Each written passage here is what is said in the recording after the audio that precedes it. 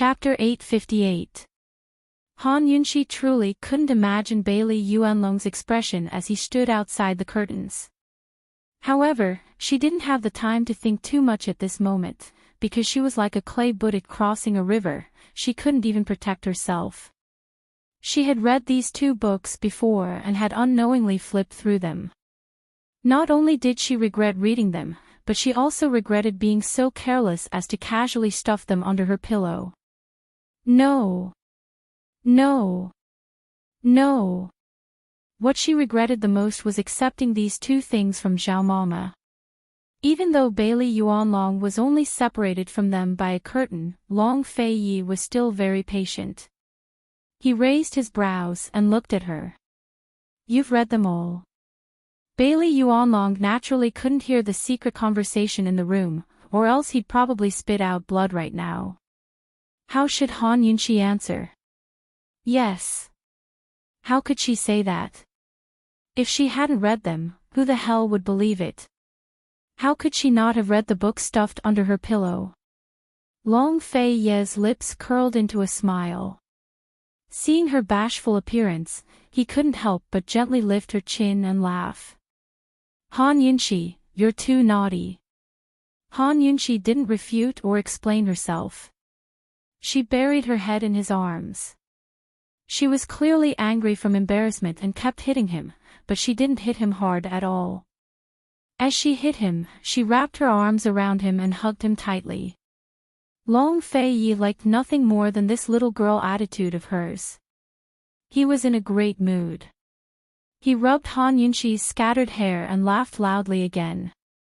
His hearty laughter resounded throughout the tent, deep and magnetic, sexy and enchanting. Finally, Bailey Yuanlong couldn't take it anymore and shouted angrily, "Your Highness the Crown Prince." Han Yunxi abruptly propped herself up from Long Fei Ye's chest and looked at him in horror. Long Fei Yi was still smiling.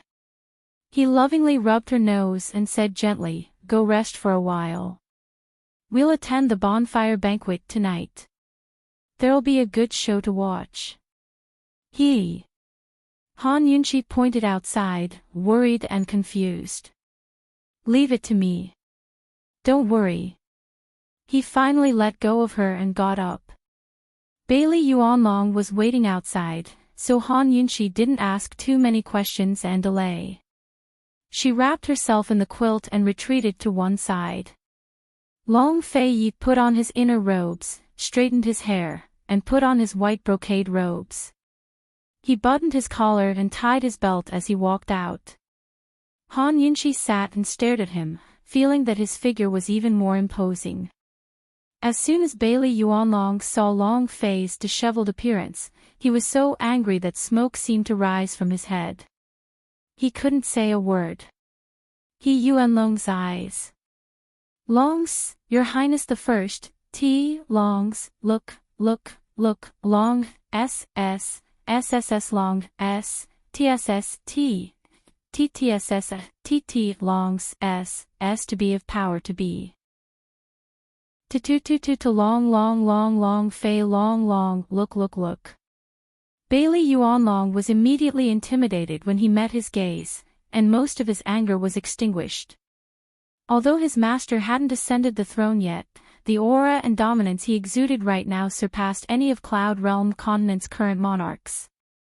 Bailey Yuanlong could almost see the great Qin Empire's untouchable majesty. He was stunned. "General Bailey, this crown prince's made you dissatisfied. What do you plan to do?" Long Fei Ye's tone was as emotionless as ever, but Bailey Yuanlong fell to one knee. "This general definitely didn't mean that. This general doesn't dare. I beg your highness's forgiveness. Definitely didn't mean that." Long Fei Yi laughed coldly. "Then what do you mean by disappointed?" Bailey Yuanlong had no way to explain himself. "This general misspoke. May your highness mete out punishment." He had been too angry and disappointed just now, which was why he had said those words. "Su Donglin, get in here." Long Fei Yi suddenly raged. Bailey Yuanlong's heart skipped a beat. Su Donglin had practically crawled inside, intimidated by His Highness's rage. This crown prince told you to stand guard. Who allowed you to let him in? Long Fei Yi asked. Su Donglin quickly fell to his knees. This subordinate tried to stop him for a long time, but General Bailey said this is the army. Even the monarch's orders can't be accepted, much less a mere guard like this subordinate. Bailey Yuanlong glared at him, but Su Donglin stared back magnanimously. Su Donglin wasn't slandering anyone, after all. In the army, can the monarch's orders not be accepted? Long Fei Yi laughed coldly. Bailey Yuanlong, so that's what you meant. This crown prince understands. Your Highness. Bailey Yuanlong was truly frightened. He dropped to his other knee and prostrated himself on the ground. This general was muddle-headed and spoke indiscreetly. I beg your Highness to spare my life. The Mermaid clan has recognized the East Qin imperial family as their master for over 300 years. Our sincerity can be witnessed by the sun and moon. I beg your Highness to spare this general on account of the Mermaid clan's generations of loyalty. This general knows his wrongs. Han Yunxi couldn't bear to hear this plea from behind the curtain. Bailey Yuanlong wasn't wrong. His entire heart was for Long Fei Yi's sake. Where did you do wrong? Long Fei Yi asked coldly. Bailey Yuanlong finally raised his head. This general was wrong in being disrespectful to your Highness. The monarch's will is the monarch's order, the military's order. As a soldier, this general's obedience is the mandate of heaven. Looks like you haven't gone senile yet. Long Fei Yi was quite satisfied. He didn't have any misgivings today to let Bailey Yuanlong know that he favored Han Yunxi. He wanted to establish the monarch's might and make Bailey Yuanlong realize his status. He wanted to make him realize that between the monarch and the army, obedience was the most important. Because of Han Yunxi's background, this wasn't the first time Bailey Yuanlong had overstepped his boundaries. Long Fei Yi hadn't flared up because of the Mermaid clan's loyalty and Bailey Yuanlong's lifelong devotion to duty. However, Bailey Yuanlong's actions today had angered him. When they returned today, Su Donglin had said that Han Yunxi wanted him to drink as punishment as an apology. Before he could say anything, Bailey Yuanlong had overstepped his bounds and directly refused. He hadn't said anything at that time, but that didn't mean he approved of Bailey Yuanlong's refusal. Seeing that His Highness's anger had subsided, Bailey Yuanlong's suspended heart finally relaxed a little. He'd never imagined that he'd lost his integrity at this age after spending most of his life in power. He had no choice but to use the Mermaid clan's ancestors to plead for mercy. He glanced at the tightly closed curtain and wished he could drag Han Yunxi out and drown her in a pig cage right now. That woman must be hiding behind the curtain and laughing at him. Setting aside their differences, he admired Han Yunxi's abilities and style of doing things as a woman. But after seeing that book today, his impression of her was completely overturned. He never imagined that woman would be this debauched and shameless. Simply. His Highness' self-discipline and self-control had been cultivated through demonic training since he was young. His Highness was someone who would revive the East Qin Empire in the future, someone who would inherit the East Qin Empire's throne, someone who would spread the East Qin imperial family's bloodline. If this woman ruined his efforts and led him astray, what would he do if he became debauched? Thinking of this, Bailey Yuanlong hated Han Yunxi even more. Although he knew he'd been disrespectful to His Highness, overstepping his bounds, forgetting his duties, and making a grave mistake, he wouldn't back down even half a step when it came to Han Yunxi. Once His Highness calmed down, he would definitely ask clearly what had happened today. Why was His Highness still entangled with this woman? Long Fei Yi didn't reprimand Bailey Yuanlong any further and left with large strides. Bailey Yuanlong didn't dare stay any longer and followed him to the main tent. As soon as Long Fei sat down, Bailey Yuanlong dismissed all the attendants. He knelt down on both knees and raised his hands above his head as he respectfully bowed. Your Highness, please forgive this general for being so bold, but this general has something to say. Long Fei naturally knew Bailey Yuanlong wanted to talk about Han Yunxi. Coldly, he said, Speak. Han Yunxi is the princess of Western Qin, our East Qin's #1 enemy. Your Highness didn't know her identity before and made her your concubine, that's pardonable. Now that you know her identity, you'll be in danger if you continue to entangle yourself with her. You won't be able to convince the public, you'll be letting down your ancestors, and you'll be endangering the restoration of the country. Your Highness, please reconsider. Bailey Yuanlong said seriously. He didn't have the authority to overstep his authority, but he did have the authority to advise. What if this prince isn't willing? Long Fei asked. This general has no right to interfere with your Highness' decisions. This general will obey your Highness' orders. If your Highness insists, this general will retire to guard the mausoleum and ask your Highness to find a good general. Bailey Yuanlong's attitude was firm. A trace of gratification flashed through Long Fei's eyes. In the end, Bailey Yuanlong didn't dare to raise an army and challenge his authority. Please come, he said indifferently. Bailey Yuanlong was overjoyed. Your Highness is wise. This prince didn't agree, Long Fei said unhappily. Your Highness. Bailey Yuanlong was anxious and refused to get up. Your Highness, Han Yunxi's poison skills are exquisite. It's too dangerous for you to be with her. Even if your Highness doesn't care about the opposition of the entire army, you must consider your own safety. Don't be bewitched by Han Yunxi. If your Highness needs a woman, this general can find one no matter how beautiful she is. Bailey Yuanlong really hoped that His Highness was only bewitched by Han Yunxi's beauty and couldn't resist the temptation of women. He didn't have true feelings for Han Yunxi. Actually, when he said this, even he felt like he was deceiving himself. Before meeting Han Yunxi, His Highness had never touched women. After meeting Han Yunxi, he only pampered her and didn't touch other women. How could His Highness touch Han Yunxi just because of women? Long Fei leaned over and said word for word, Bailey Yuanlong, if this prince dies by her hands, I'm willing. Bailey Yuanlong's heart was filled with shock. Your Highness. He loudly shouted and slumped to the ground. Your Highness, you can't let down the East Qin ancestors and the soldiers who sacrificed themselves for East Qin. Your Highness, have you forgotten how Consort Wan died?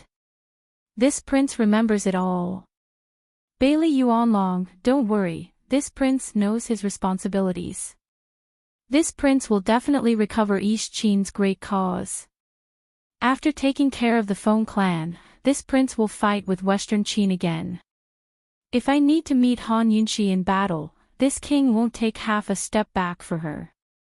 However, whether I win or lose, this king will set my sights on her, unless this king dies in battle.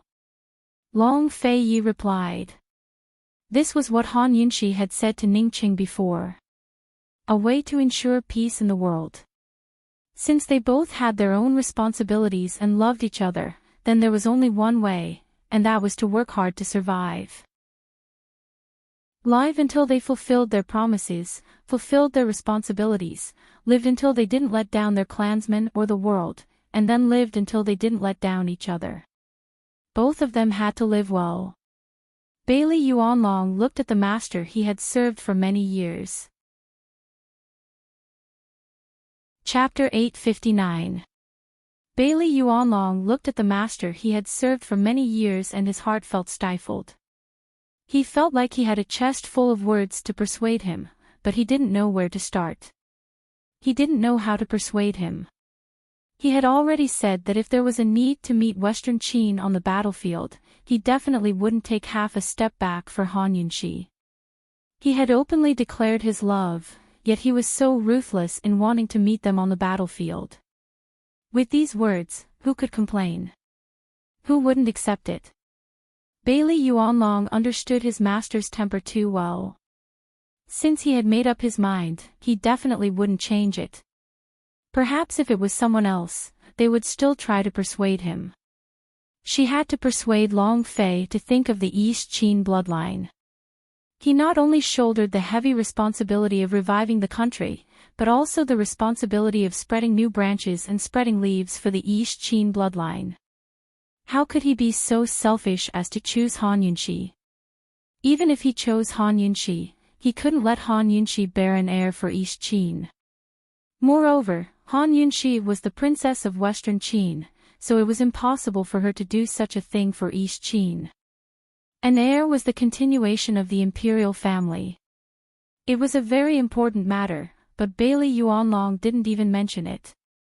No matter how stupid he was, he still understood the meaning of His Highness' words.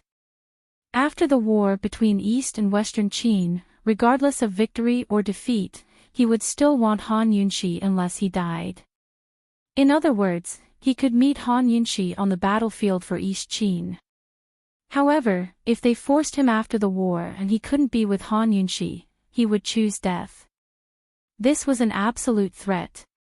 Bailey Yuanlong was stunned for a long time before he finally asked, "Your Highness, what is so good about Han Yunxi?" "Everything is good."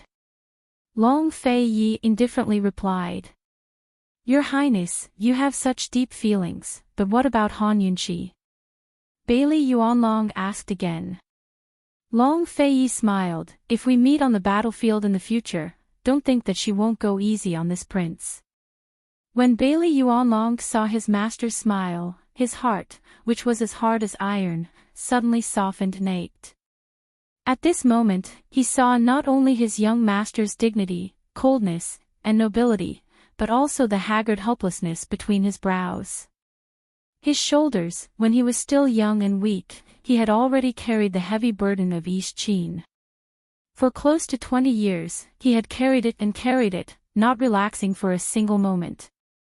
No matter how strong his heart was, he would still feel tired. However, the exhaustion of nearly 20 years couldn't compare to the haggard look he showed today. He was helpless because he couldn't let go of the heavy burden, and he was haggard because he was worried about a woman. Even though he was haggard and helpless, his eyes were still resolute, and this resoluteness was called willingness. What could Bailey Yuanlong say? What else could they do? How could he be willing to retire and return to his hometown? It was even more impossible for him to expose and publicize the fact that His Highness and Han Yunxi were still in love with each other and that their bodies and minds were entangled. Who was he going to expose to? If the soldiers found out, wouldn't he be in more trouble than His Highness? As the commander, he had to clean up His Highness's mess. Not only could he not expose them, he also had to work hard to keep their secret. If His Highness was impulsive and wanted to tell the truth to the entire army, he would have to painstakingly persuade him otherwise. Bailey Yuanlong's heart ached for his master, but he also realized that he had been tricked. He remained silent, feeling very sullen. After a while, he finally spoke, "Your Highness, no matter what, this general must remind you of something." Long Fei Yi looked over, and Bailey Yuanlong said very seriously, "Send someone to deliver medicine to the Western Qin princess." Sending medicine after pampering her naturally meant that she wouldn't have any children.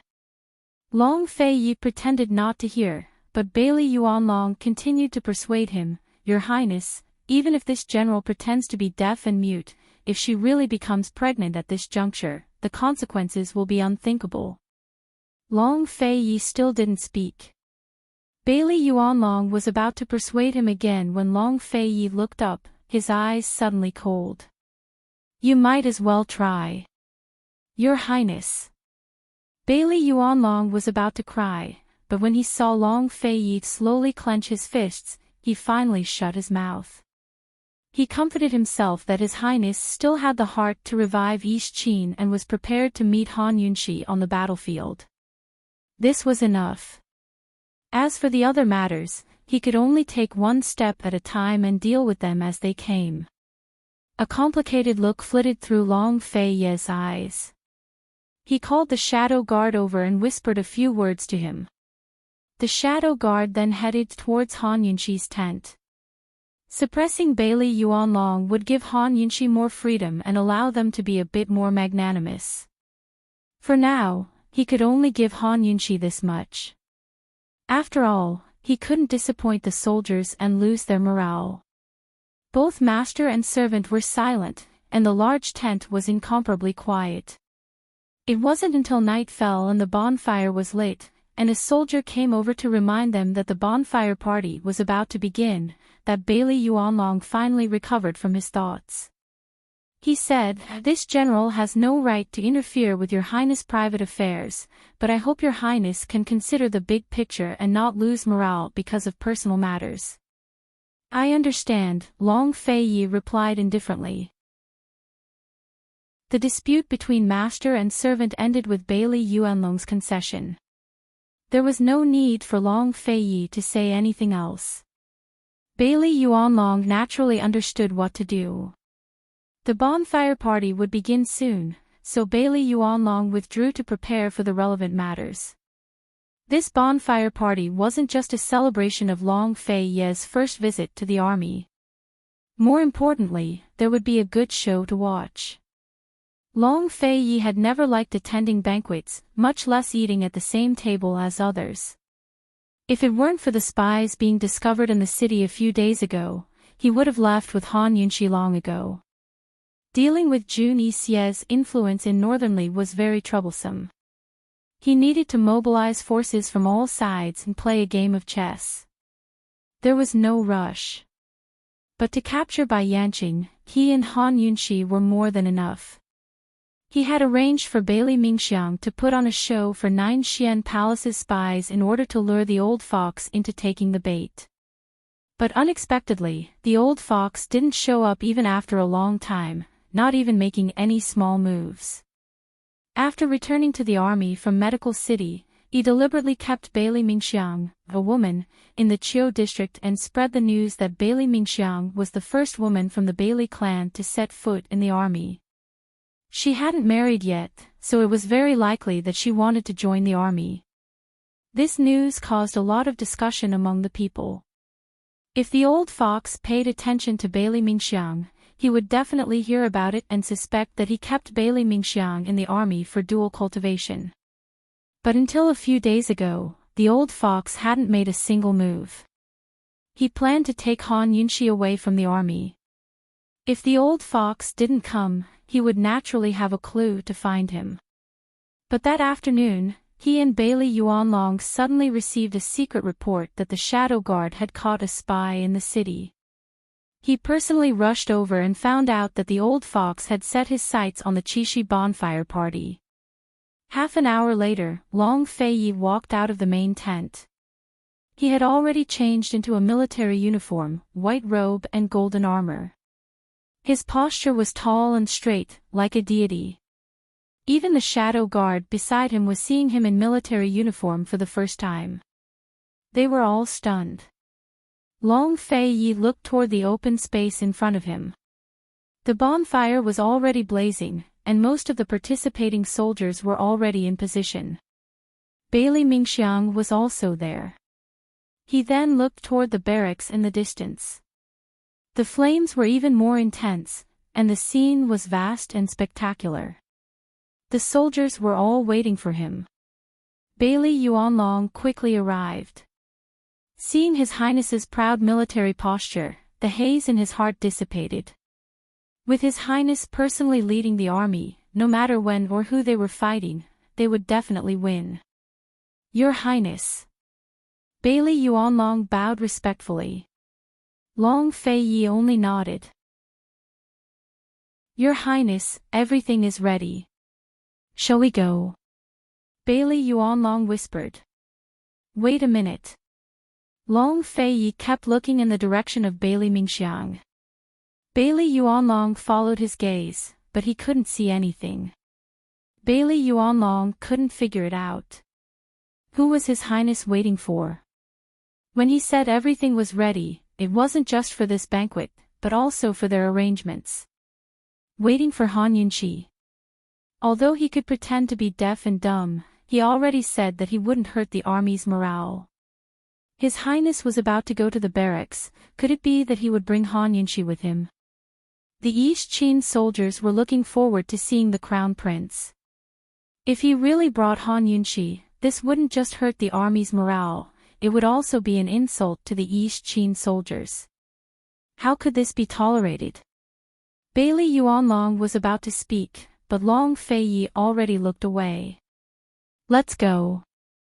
When Long Feiyi arrived at the barracks, the entire place boiled over. There were over 30 bonfires and all the soldiers were cheering. The East Qin crown prince was their hope, and their future.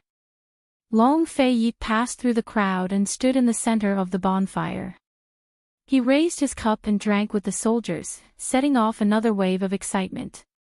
Bailey Yuanlong stood beside him with hot tears in his eyes. He was excited, aggrieved, and bitter. He wanted to say something, but after hesitating for a long time, he didn't say anything in the end and drank several cups of wine. It was like he was punishing himself, but it was unknown if he was punishing himself because he had let down his highness or because he had let down the loyal soldiers.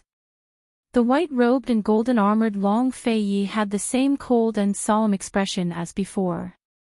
He was angry without being angry, as if he couldn't be offended. He stood in the center of the bonfire and gave a toast in all directions. Every time he raised his cup, the entire crowd would fall silent. After he raised his cup and drank it in one gulp, everyone would return the toast and drink it in one gulp. During this entire process, Long Feiyi did not say a single word. Only after he finished his toast did he say, "If you don't betray my East Qin, this prince will not betray you." After saying this, the entire crowd knelt down and their cheers shook the heavens and earth. At this moment, Han Yunqi had already disguised herself. She was sitting in the barracks, being surrounded by the passion and hot blood of the soldiers. There was something called responsibility that surged in her heart. It wasn't related to East Qin or Western Qin, it was just a person's sense of blame. She was not a real Western Qin princess. Her sense of responsibility towards Western Qin came from her identity as the Western Qin princess, from the gratitude of the Ningqing siblings. But tonight, she finally realized the true weight of her responsibility amidst the thunderous cries of support. It was also the first time she realized how much Long Fei had shouldered, and how much he'd let her down for her sake. After a while, Long Feiyi returned to the bonfire in the main camp. Standing outside the circle, his gaze fell onto Bailey Mingxiang. Bailey Yuanlong followed his gaze and quickly found a stranger he had never seen before. He saw that person. Chapter 860. The stranger was standing next to Bailey Mingxiang. It was a young man. He had delicate features, wasn't tall, and was very thin. His exact age couldn't be determined, but he looked about the same age as Su Donglin. "Your Highness, that's..." Bailey Yuanlong whispered. "Her." Long Feiyi was very direct. Bailey Yuanlong jumped in fright. He walked closer and took a closer look before finding the face familiar. He hadn't expected Han Yunqi to be so good at disguising herself as a man. Even he hadn't been able to recognize her. It had to be said that she was both beautiful in female clothes and handsome in male clothes. Both were very eye-catching. Even though she was dressed as a guard and deliberately kept a low profile, her aura couldn't be concealed and was on full display. "Your Highness, today's banquet is still our..." Before Bailey Yuanlong could finish, Long Feiyi cut him off coldly. "If the old fox uses poison, what can you do to him?" This question left Bailey Yuanlong speechless. He hadn't known the old fox's identity before, but now it was clear that the old fox was both a descendant of the Feng clan and the poison sect. No matter how tight Long Fei Ye's defenses were, they couldn't guard against Bai Yanqing's poison. Besides Han Yunxi, who else in the world could deal with Bai Yanqing's poison skills? Long Fei Yi glanced sideways at Bailey Yuanlong, waiting for him to continue objecting. In the end, Bailey Yuanlong lowered his head, speechless. Han Yunxi watched Long Fei Yi and Bailey Yuanlong walk over.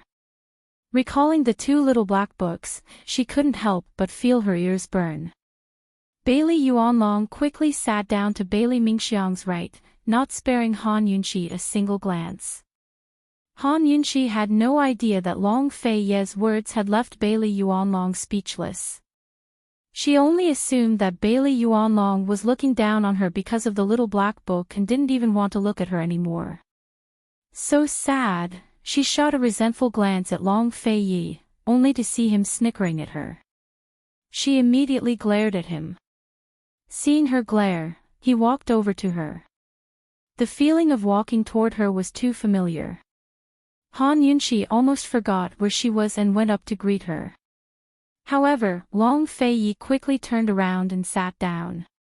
Only then did Han Yunxi realize the situation and her identity. Long Fei Yi sat down on the left side of Bailey Mingxiang, right in front of Han Yunxi. She was still worried that Long Fei Yi and Long Fei Yi would cause a ruckus, but the shadow guard had come to tell her that Long Fei Yi wanted her to attend tonight's bonfire party. However, she had to disguise herself as a man and attend as a bodyguard to avoid exposing her identity. Since there was a high possibility of an assassination attempt tonight, Long Fei Yi had already made some preparations and was waiting for the right opportunity to cheat. She absolutely couldn't let Bai Yanqing know about her secret relationship with Long Fei Yi. Why don't you toast His Highness alone? As soon as he finished speaking, many people began to jeer. Miss Mingxiang, it's His Highness' first time attending a military banquet and he only brought you along. If you don't show off, it won't be fun. Miss Mingxiang, our Bai clan's ladies can't even drink wine, right? General Bailey, Miss Mingxiang isn't really going to join the army, right? You can bear to, but His Highness can't. Everyone chatted and laughed happily.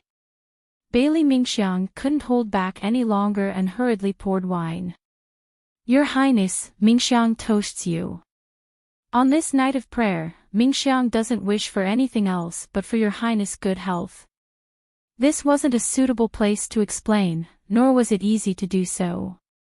It wasn't appropriate to tell too many people the real reason she stayed by His Highness' side. She could only quickly toast this cup of wine to get the uncles to stop talking. Otherwise, if they continued talking, she didn't dare imagine what the bodyguard behind her would think. In the face of Bailey Mingxiang's toast, Long Fei Yi only nodded and didn't drink with her. Bailey Mingxiang had long known that His Highness was fond of tea and not wine. Unless it was a special occasion, even someone of her father's status would find it difficult to drink with His Highness. Moreover, His Highness would never drink with a woman. Bailey Mingxiang raised her cup and drank it all in one gulp. Her exquisite heart had long seen through everything, but this fragrant wine still tasted bitter and hard to swallow. Bailey Mingxiang couldn't help but secretly turn her head to look at Han Yunxi. Unexpectedly, she saw that she didn't mind at all and was playing with her sword with her head down. Long Fei Yi had actually turned his head twice, but when he saw that Han Yunxi didn't mind at all, his originally slightly knitted brows immediately knitted together. He didn't turn his head again, but there was a hint of displeasure in his deep eyes. After 3 rounds of wine, a burst of lively drum music came from afar. Everyone looked towards the source of the sound and saw a group of gorgeously dressed women singing and dancing under the lead of several soldiers. There were regular singing and dancing performances in the military as a way to console the soldiers. On the night of Chinese Valentine's Day, a bonfire festival was inevitable. However, tonight's group of dancers was different from usual. Each of them was wearing revealing clothes and had seductive eyes. Han Yunxi glanced at them and felt that these women were dressed boldly. Although they were wearing long skirts, there were slits on the sides of their skirts that reached the base of their thighs. A pair of snow-white embroidered legs were faintly discernible and were especially alluring. She was puzzled. Who arranged for them to come? The dancers stopped in the middle of the stage and all of them knelt before Long Fei Yi. Only one of them was especially beautiful and alluring. When she bent over, she revealed a charming spring scene. Seated next to Bailey Yuanlong, Senior Governor Luo quickly rose to his feet. Your Highness, this is Luo River's most famous dance troupe, the Luo Goddess Dance Troupe. We've specially prepared a step song to liven things up for Your Highness. We hope that Your Highness will grant us a reward. So it was the Luo Goddess Dance Troupe. This troupe wasn't just famous in the Luo River region, but all of Cloud Realm continent. Han Yunxi had heard of them before, but this was her first time seeing them in person. Long Fei Ye's troops were stationed in the Luo River region, originally part of Tianning. After the East Qin army took over, Senior Governor Luo had surrendered. Step song wasn't just a single dance, but a general name for all kinds of dances. Han Yunxi was bored. Since the show hadn't started yet, why not admire the art of dance instead of sitting around like an idiot? Long Fei Yi glanced at Bailey Yuanlong without a word before raising his hand to signal the start of the dance. Thrilled, Senior Governor Luo quickly rose to his feet and clapped his hands 3 times at the Luo Goddess Dance Troupe's lead dancer. To be able to perform for His Highness is a blessing cultivated by 3 lifetimes. Perform well. The dancers all nodded. When the drum started again, they rose to their feet and began twisting their bodies and moving their feet to the beat of the song. Step song wasn't something just anyone could dance. Pulling in the shoulders, tucking in the chin, covering the arms, swaying the back, loosening the knees, twisting the waist, and tilting the hips were the most basic movements. It had to be said that this group of dancers was indeed a famous song. At times, they danced leisurely and at other times, their movements were smooth and their steps were light and graceful, showing off the grace of young girls. Paired with their bold clothing and their flirtatious grace, many of the soldiers present were infatuated and mesmerized. Men liked women's beauty, but there were only 2 kinds of beauty, graceful and alluring. This group of dancers had both. Han Yunxi thought that it was a good thing that the troops that could enter the army were all strictly selected and vetted. Otherwise, a few women could destroy an entire army. Men, they could conquer the world, but they could easily be conquered by women. Just as Han Yunxi was inwardly despising men, the most beautiful and alluring lead dancer suddenly danced in Long Fei Ye's direction. She moved her graceful and proud body step by step until she stopped 10 steps in front of Long Fei Yi. 10 steps was the shortest distance. Outsiders were not allowed to get within 10 steps of Long Fei Yi. She flicked her sleeves twice in front of Long Fei Yi. Her long silk sleeves brushed past Long Fei Yi's table leg, like a seductive invitation. When she pulled back her sleeves, she threw him a coquettish glance. She didn't know if Long Fei Yi was looking again. Han Yunxi only saw this woman's charm when she was so close. Her every move, even her gaze, was extremely bewitching. How was this dancing? She was just trying to seduce Long Fei by eating fruits. This woman danced in front of Long Fei Yi for a while. The dancers behind her stepped forward and stood in front of the other soldiers. Among them, there was a particularly tall woman who stood in front of Bailey Mingxiang. Han Yunxi was puzzled. Why did this group of dancers not even let Bailey Mingxiang off? Thinking of this, she suddenly realized the danger. She realized that the good show had already begun. However, at this time, the lead dancer's sleeves once again flung onto Long Fei Ye's table. Unlike the previous time, when she immediately withdrew her sleeves, she stopped. The lead dancer delicately nodded. Her gaze followed her arm and looked all the way to Long Fei Ye's table.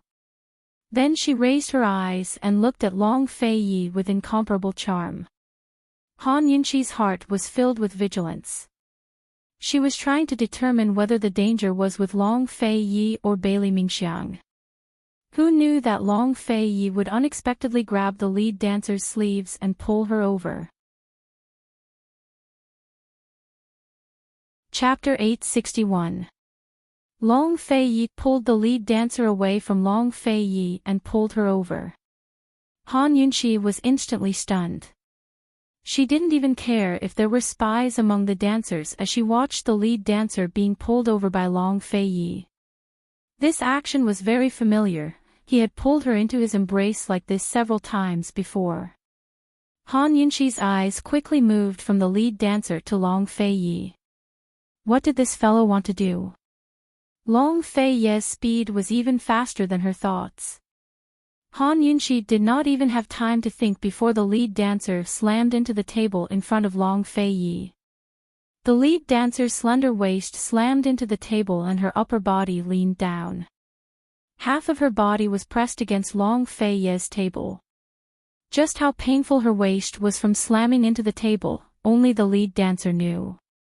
She was in so much pain that her expression was twisted.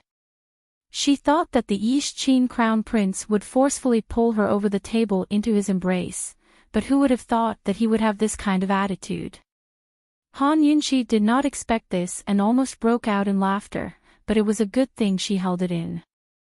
A trace of doubt flashed in the lead dancer's eyes, but it quickly disappeared. She was still very calm as she looked at Long Fei Yi and acted like a spoiled child. Your Highness. I'm in pain.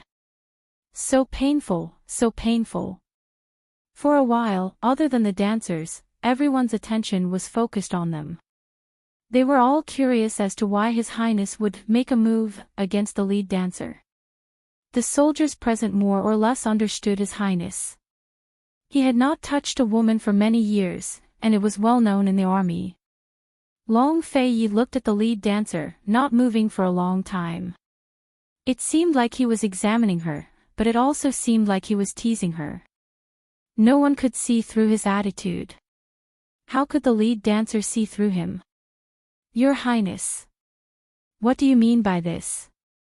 I don't care, so you have to give me an explanation.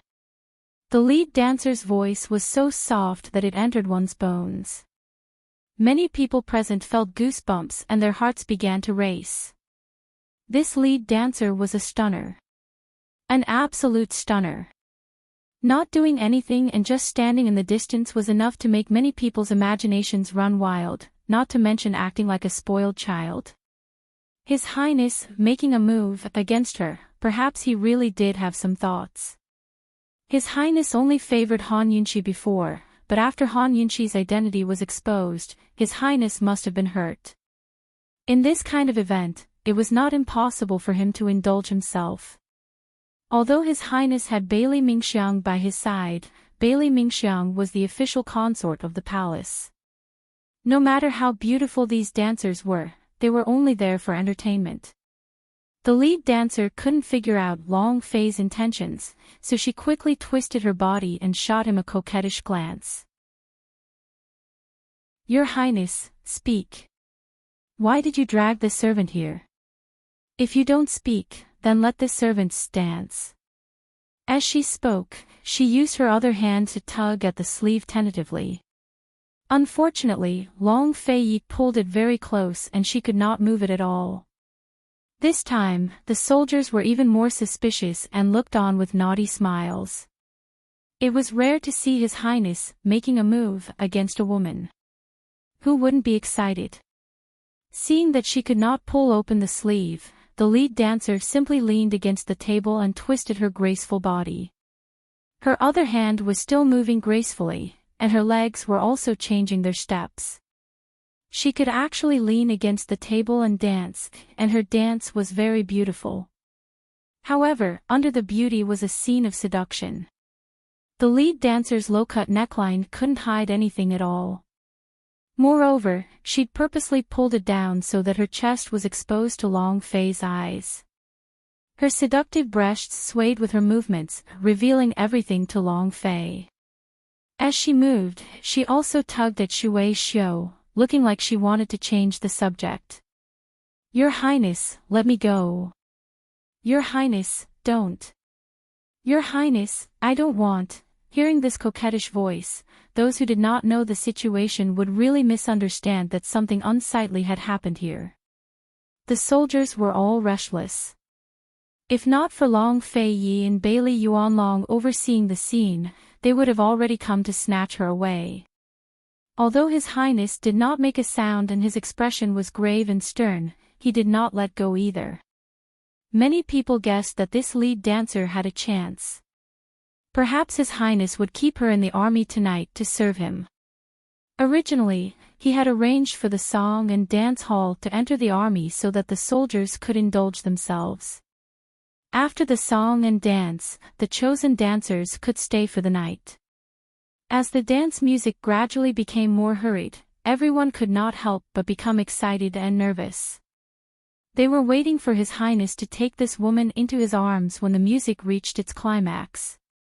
However, Bailey Yuanlong and Bailey Mingxiang, father and daughter, both looked at the delicate guard behind His Highness at the same time. They saw that guard coldly narrowing his eyes and staring at His Highness's back. Long Fei Yi was sitting and Han Yunxi was standing. From Han Yunxi's angle, she could see the charming expression of the lead dancer's neckline even more clearly. She almost went up to cover Long Fei Yi's eyes, but in the end, she restrained herself because of her status and this place. That hateful Long Fei Yi, what was he trying to do? He had not taken the next step after pulling for so long. Could it be that he had not seen enough? Was this the good show he wanted her to watch? Clang clang, clang clang. The dance music was about to reach its climax, and the dancers began to dance faster and faster. The lead dancer glanced at the dancer standing in front of Bailey Mingxiang. She seemed a little hesitant, but she still resolutely untied her belt, took off her dance skirt and long sleeves, and broke free from Long Fei Yi's restraint. Under the dance skirt, she only wore a pair of trousers and a dudu. Her impressive figure immediately attracted everyone's attention. In an instant, everyone was stunned. Even Bailey Yuanlong was a little stunned. Unexpectedly, at this time, the tall dancer in front of Bailey Mingxiang suddenly threw her sleeve at Bailey Mingxiang. Bailey Mingxiang had been very vigilant and immediately leaned back. Who knew that a dark needle would suddenly fly out of her sleeve so quickly that no one saw it? Fortunately, Bailey Mingxiang reacted quickly. She shouted, "There's an assassin! There's an assassin among them!" As soon as she finished speaking, the dark needle flew past her cheek. Bailey Mingxiang stood up and drew her sword. The tall dancer didn't show any weakness and fought with her bare hands. Everyone thought that the dancer throwing her sleeve at Bailey Mingxiang was part of the dance. Seeing this, they were all shocked and panicked. They stood up one after another. Almost at the same time, except for the lead dancer, all the dancers were frightened. They screamed and ran around, and the scene suddenly went out of control. However, it only went out of control for a moment. When all the dancers fled to the side, the soldiers and a few shadow guard rushed over and surrounded the tall dancer, dealing with her together with Bailey Mingxiang. At this time, the lead dancer stood in front of Long Fei Yi, and Long Fei Yi didn't move at all. He just stared at her. Suddenly, Long Fei Yi stood up. The lead dancer's lips curled into a sneer. She grabbed the dance dress and used the water as a weapon to attack Long Fei Yi. Long Fei Yi leaned to the side and avoided the lead dancer's attack. "Your Highness, sword." Han Yunxi threw a sword over. "Your Highness, Miss Bailey can't hold on anymore." Long Fei Yi looked over and saw that the tall dancer was an expert. In just a short while, she had injured quite a few soldiers. If Bailey Mingxiang wasn't protected by the shadow guard, she would have already lost her life. Long Fei Yi caught the sword and pointed it at the lead dancer. How long do you think you can trap this prince? That will depend on what your highness chooses.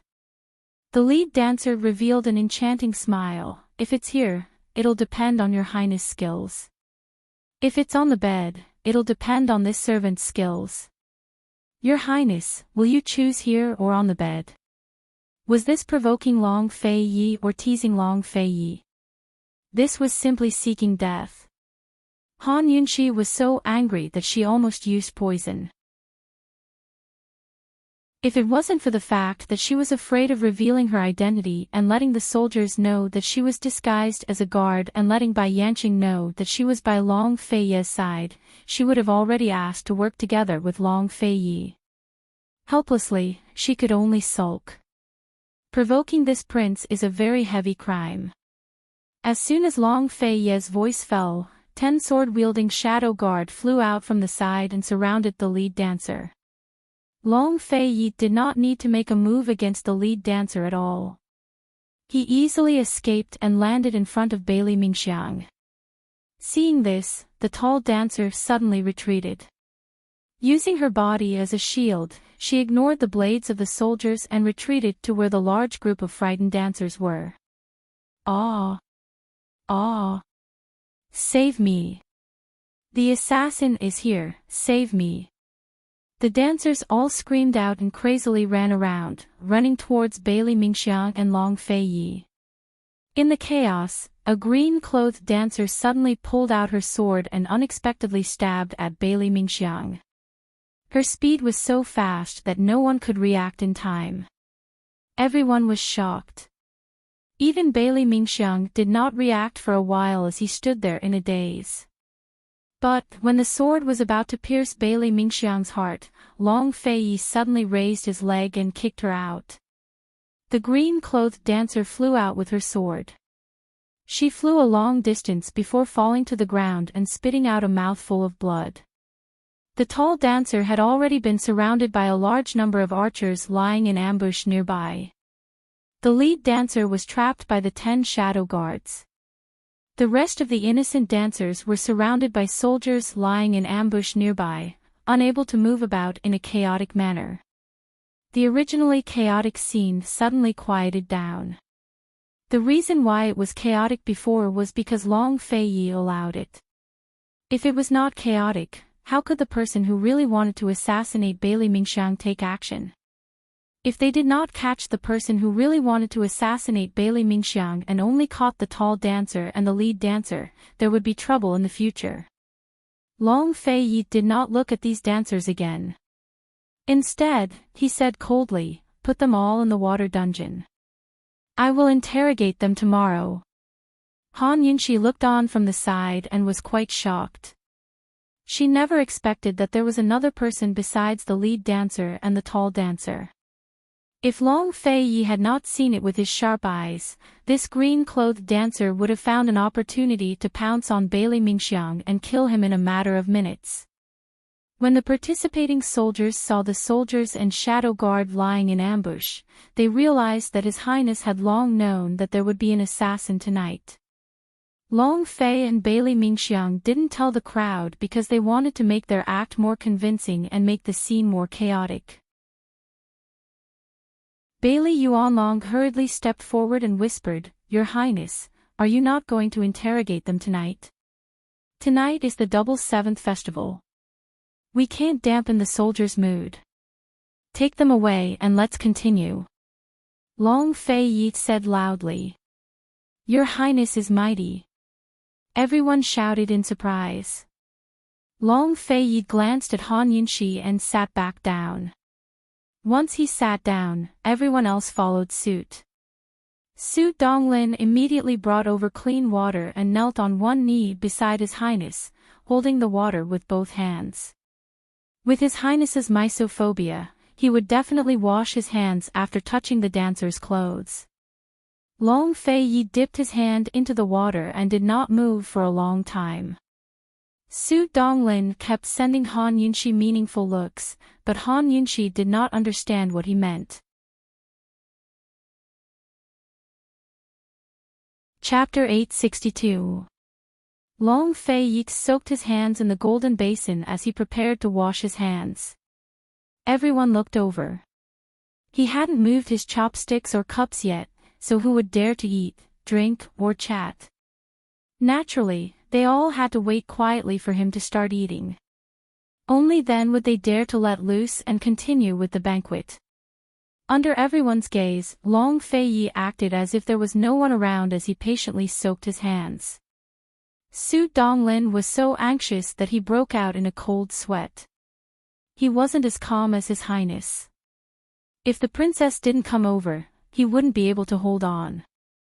Han Yunxi really didn't understand what Su Donglin meant.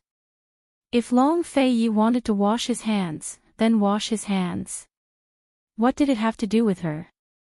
Su Donglin was a martial artist, so how could he not be able to hold that basin of water steadily? Or did he need her to go over and get a handkerchief for Long Fei Yi to use to wipe his hands? She was about to walk over when Su Donglin couldn't help but whisper, "Feiyun, what are you doing in a daze? Come over and serve me." Feiyun was the fake name Long Fei Yi gave Han Yunxi. She took the Fei character in his name and made it sound like Fei. She took the Yun character in her name and made it sound like Yun. Yes. Han Yunxi strode over and was about to take the handkerchief from Su Donglin's shoulder when Su Donglin whispered, "Wash your hands, wash your hands." Not only did Han Yunxi hear it, Long Fei Yi also heard it very clearly. He looked down at his hands. His entire person was very quiet, but the corner of his mouth hooked up in an extremely beautiful arc. Han Yunxi finally understood what was going on. She cursed in her heart. Long Fei Yi, this guy, really knew how to enjoy life. He needed two people to serve him just to wash his hands. One held the basin of water, and the other helped wash. What was the difference between this and those pampered masters in the palace? Very soon, Han Yunxi realized that she'd made a mistake. This fellow was a master of the imperial palace to begin with, not a brute on the battlefield. It was perfectly normal for two people to help him wash his hands. He had never been accustomed to being served by maidservants, so it was normal for her and Su Donglin to be served by two bodyguards. She was finally enlightened, so under everyone's watchful eyes, she calmly leaned over and reached her slender hand into the cold water, carefully holding his large hand. As soon as she touched it, she didn't know why, but her heart inexplicably skipped a beat. There was an indescribable feeling in her heart.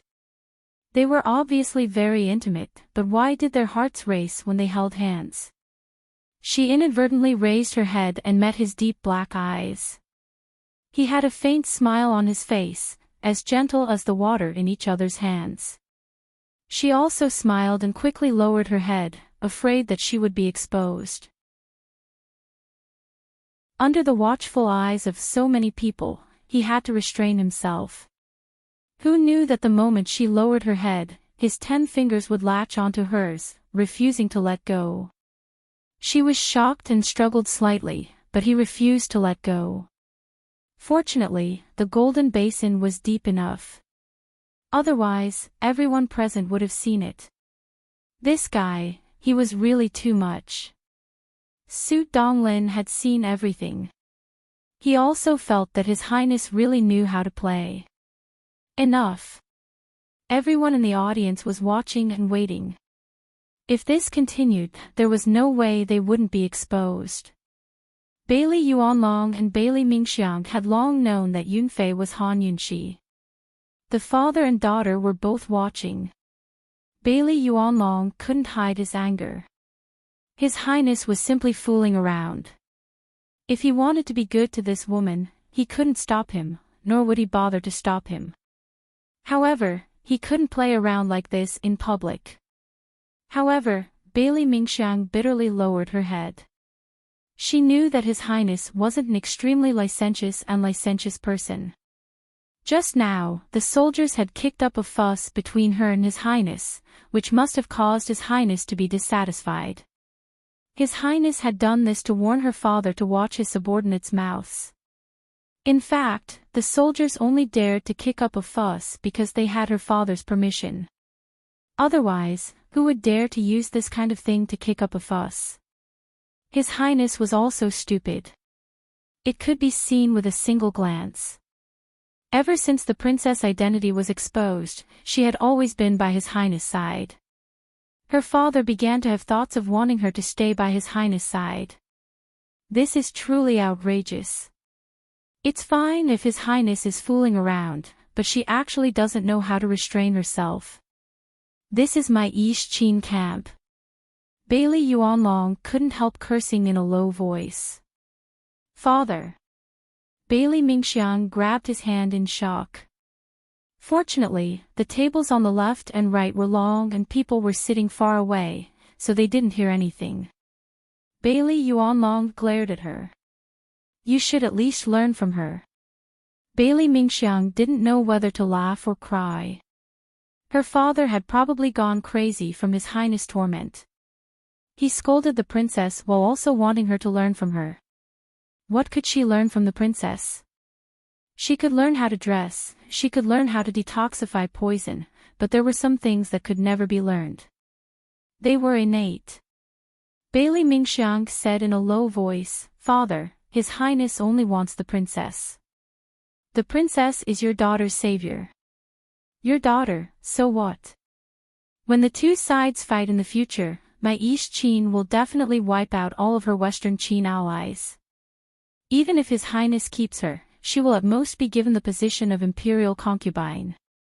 It's impossible for her to have a future. It wasn't unprecedented for an enemy country's princess to be an imperial concubine. It was just that she was only an imperial concubine in name, but in reality, she was just a prisoner of war used to humiliate the enemy country. Even if His Highness only wanted her and didn't intend to humiliate her, he absolutely couldn't make her the empress. The empress was the mother of the country, the main wife, the mother of the world. She absolutely couldn't be stained. In Bailey Yuanlong's eyes, there were no feelings between men and women, no true feelings, and no mutual affection. There was only the equality of status, the matching of qualifications and titles. His daughter was much more qualified than Han Yunxi. Unable to refute her father, Bailey Mingxiang lowered her head and didn't say anything else. At this time, Su Donglin finally couldn't take it anymore. He reminded in a low voice, Your Highness, the good wine you ordered has been delivered. Long Fei Yi immediately let go. Han Yunxi let out a sigh of relief and secretly glanced at him. She took a handkerchief and placed it in his hand, then immediately took a step back. There was no way she was going to help him wipe it. Long Fei Yi didn't make things difficult for him. After wiping it twice, he threw the handkerchief into the basin and indicated for Su Donglin to withdraw. Go bring up the good wine this crown prince has prepared. Today, this crown prince will properly reward the soldiers. Everyone, no one will go home until they're drunk. Bailey Yuanlong finally spat out the stuffy breath in his heart. He stood up, picked up the wine, and loudly declared, This general has already made the necessary arrangements for tonight's defense. Everyone, this is the first time His Highness has personally come to the military camp. Everyone, drink to your heart's content. This general won't forgive anyone who spoils His Highness' mood. After he finished speaking, he downed the wine in his cup and fiercely smashed it to the ground. Drink, no one will go home until they're drunk. Following that, there was a bang as the wine cup shattered. Everyone cheered. After the good wine was delivered, it wasn't long before everyone was toasting each other. It was a lively scene. Long Fei Yi, who rarely drank, was in a good mood. After a while, he drank several cups with the deputy generals who came forward to propose a toast. Several cooks cooked delicacies over the bonfire and respectfully presented them to Long Fei Yi. Long Fei Yi waved his hand, indicating for the soldiers to divide the delicacies. There was a crispy fat lamb, a roasted pig that was crispy on the outside and tender on the inside, and delicious game. Everyone was overjoyed. Long Fei Yi called over a cook and instructed, divide the fat lamb. The brothers on night watch have worked hard. When everyone heard this, they all praised. His Highness looked high and mighty, but he was still very close to the people. The cook cut up the roasted fat lamb. Deputy General Zhao picked the most delicious leg meat and delivered the first portion to Su Donglin. Grandfather Su, the Shadow Guard Regiment has worked hard these days. Su Donglin was His Highness' favorite. Who wouldn't want to curry favor with him? Su Donglin naturally accepted it. He picked out the best portion and handed it to Han Yunxi, saying seriously, "Here, this is His Highness's reward." Han Yunxi was His Highness' only woman. How could Su Donglin not curry favor with her? Just like that, Han Yunxi received Long Fei Ye's reward. She received the most tender delicacies. Long Fei Yi looked back at her with a smile. He was very satisfied. After everyone had eaten their fill and drank a few rounds, someone suggested a sword dance. There were no dancers or singers to liven things up, so Bailey Yuanlong was the first to draw his sword and perform a sword dance. A few soldiers immediately ordered someone to bring over bells, drums, and bells. They played a passionate melody to accompany Bailey Yuanlong. Soon, a few deputy generals joined Bailey Yuanlong. Their dance was magnificent and beautiful. Long Fei Yi was excited. He also stood up and drew his sword. Han Yunxi watched and couldn't help but become excited. She thought of a poem, "Drunk, I look at the sword under the lamp. In my dream, I blow the horn and link the barracks. 800 li of soldiers under my command, 50 bowstrings fluttering beyond the Great Wall. Soldiers on the battlefield in autumn." The liveliness of the main camp affected the surroundings. The entire barracks was as bright as day, bustling with noise and excitement. The banquet didn't end until late at night. Everyone was drunk, especially Bailey Yuanlong, who was dead drunk. After so many years, this was the first time he had indulged himself. Bailey Mingxiang supported his father as he responded. He couldn't help but look back, only to see that His Highness, who had drunk several jars of wine, wasn't drunk at all. He was walking toward the main camp with Su Donglin and Fei Yun following behind him. Bailey Mingxiang should have left, but in the end, he couldn't control himself and stopped in place. After His Highness and the others arrived at the main camp, Su Donglin waited at the door while Fei Yun followed in. It wasn't until he saw this scene that Bailey Mingxiang turned back and silently continued to support his father as they left. In the dark night, she silently left a trail of bitter tears. No one could see it clearly. "Your Highness, Mingxiang really likes you." But Mingxiang can't, dare not. Han Yunxi followed Long Fei Yi back to the main camp. She was immediately awed by the luxurious and domineering atmosphere of the main camp. Just the complete tiger pelt on Long Fei Yi's chair alone was worth a lot. The main camp was the same as her own, divided into an inner and outer room. The inner room was Long Fei Yi's bedroom, while the outer room was where they discussed official business. The difference was that the outer room alone was comparable to her tent. Long Fei Yi lazily sat down on a short couch and sized up Han Yunxi's appearance in men's clothing. He hadn't had a chance to properly look at her appearance today. Han Yunxi ignored him. She had nothing to do tonight, so she was counting his wine.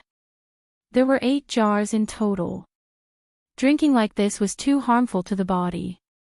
The best remedy was warm water. Large amounts of water could expel the alcohol from the body. Han Yunxi hurriedly absorbed the water and prepared to pour Long Fei Yi some. Unexpectedly, just as she reached the basin, Long Fei Yi came over and hugged her from behind. Her hand had just touched the water when his large hand pressed down and pressed her small hand to the bottom of the basin. "Stop fooling around. I'll pour you some water." You drank too much tonight. Han Yunshi was very serious. Long Fei Yi didn't answer her. He took her small hand and very carefully washed her fingers one by one. He whispered, "Do you think I'm drunk?"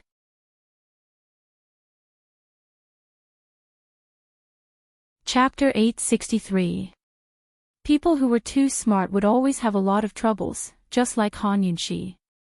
Long Fei Yi obviously wasn't drunk. She could have just answered him, "I'm not drunk," but she was conflicted. What did he mean by asking this? He must have a special meaning. Otherwise, wouldn't it be nonsense for him to ask this since he knew that she wasn't drunk? Since he had other meanings, she couldn't answer casually. Otherwise, she would definitely fall into his trap. Han Yunshi remained silent. Long Fei Yi waited patiently and continued to wash her hands. Unlike her previous perfunctory actions, he helped her wash her hands especially seriously and meticulously. He washed her 10 fingers one by one, not even letting go of the gaps between her fingers. He gently rubbed them as if he was giving her a massage. It was especially comfortable. After that, he rubbed circles on her palms and gently rubbed them. Her hands weren't dirty, so why did she need to be so meticulous? How was he absorbing? He was clearly massaging and serving her. Han Yunshi originally hated needing someone to serve her for such a small matter, but after being served, she realized how comfortable it was. She relaxed her hands and her body gradually relaxed as well. She wished that Long Fei Yi would never stop. It seemed like it was extremely necessary to keep a servant girl by her side to serve her. Why was she so silly before? Han Yunshi felt that she was spoiled by Long Fei Yi again. He helped her wipe her hands clean before wrapping his arms around her waist.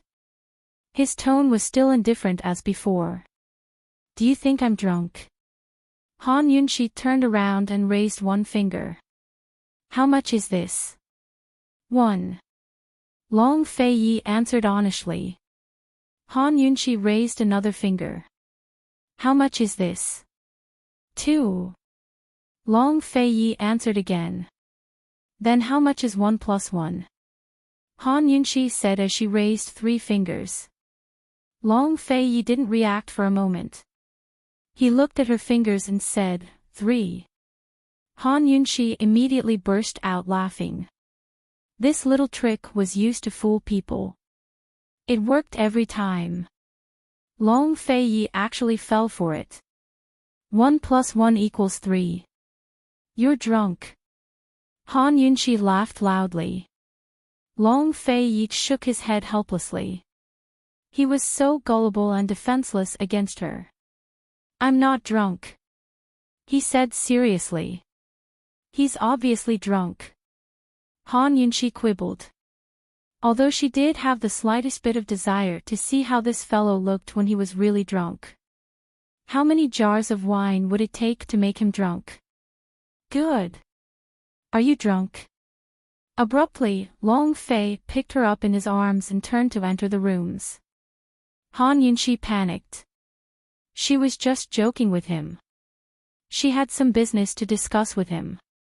If they didn't talk about it in detail tonight, who knew when it would be? "Long Fei Yi, I have something to discuss with you. This prince is drunk, we can't talk." Long Fei Yi replied. "You're clearly not drunk." Han Yunshi panicked. "Long Fei Yi, can you be a bit more serious?" "I really..." Before she could finish speaking, he passed through the curtain and carried her into the inner room. In that instant, she was shocked, and all the words she was about to say stopped in her mouth. She saw that the room was filled with sunflowers that shined in a golden light.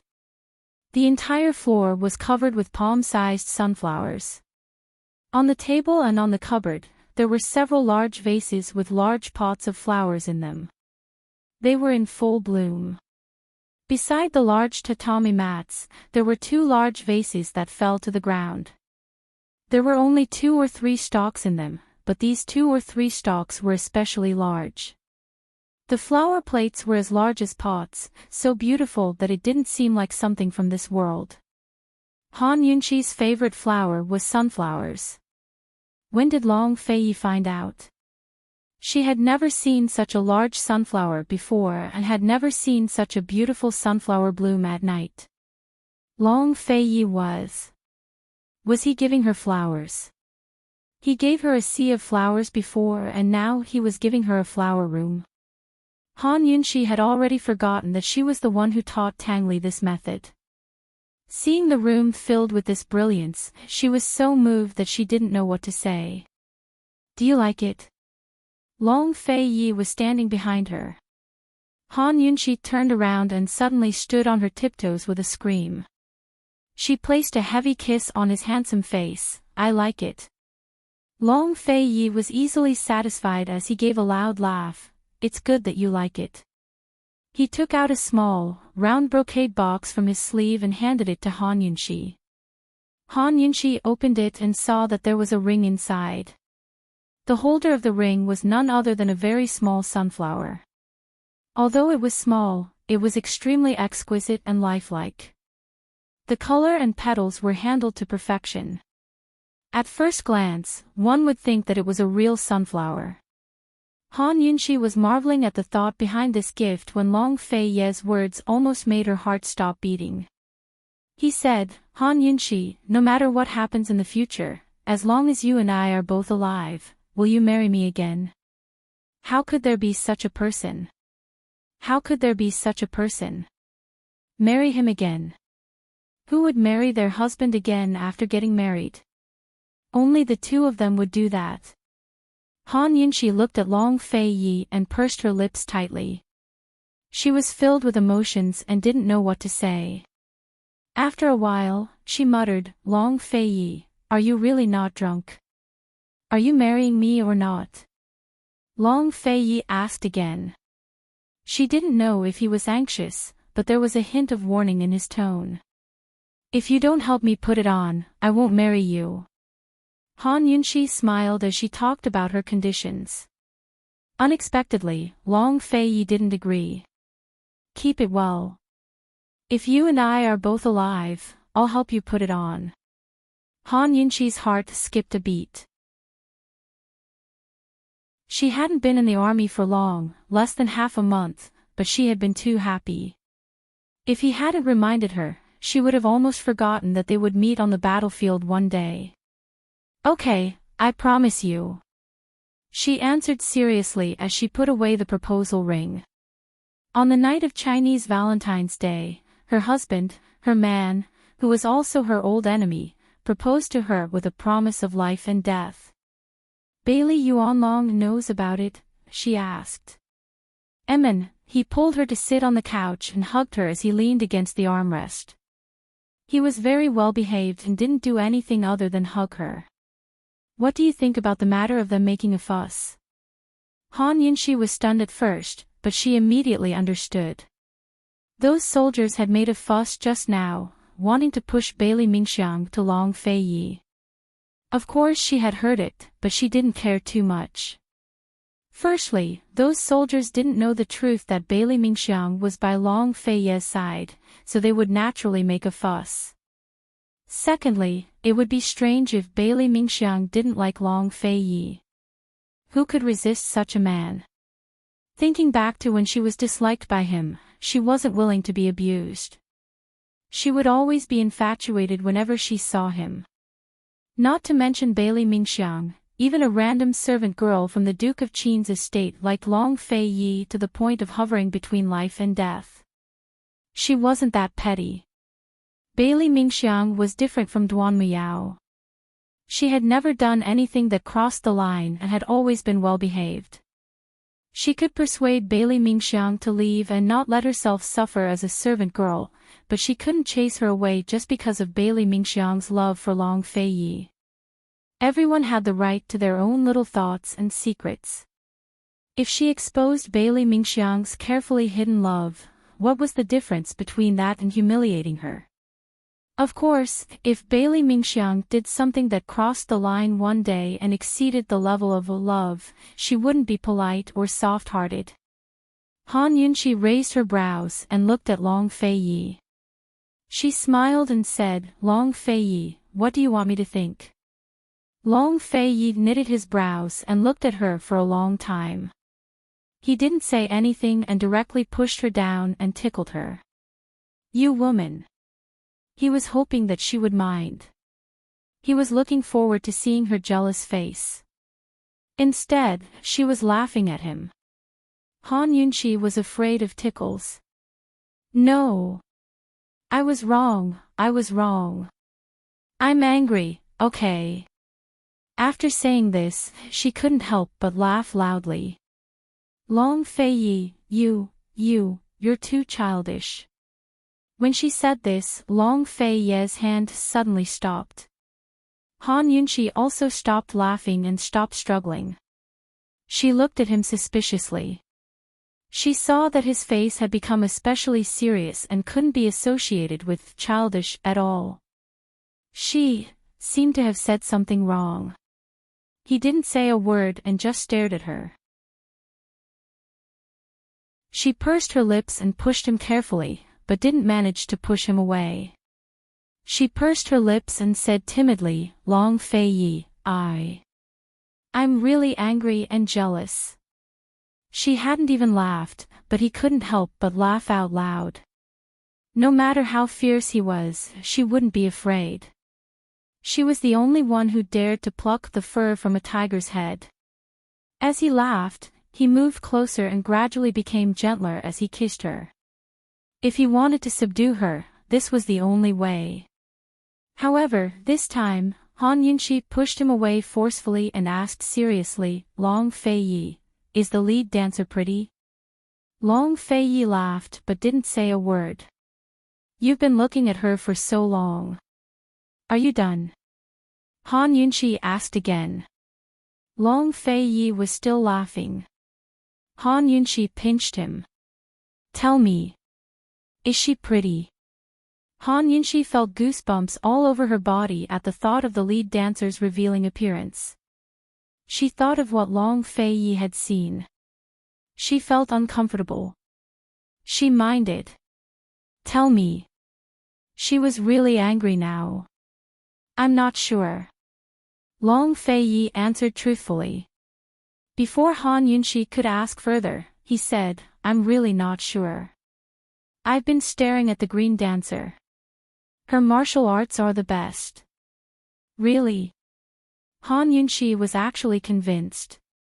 Long Feiyi was probably the only one who had realized that the green dancer was the one who wanted to attack Bailey Mingxiang.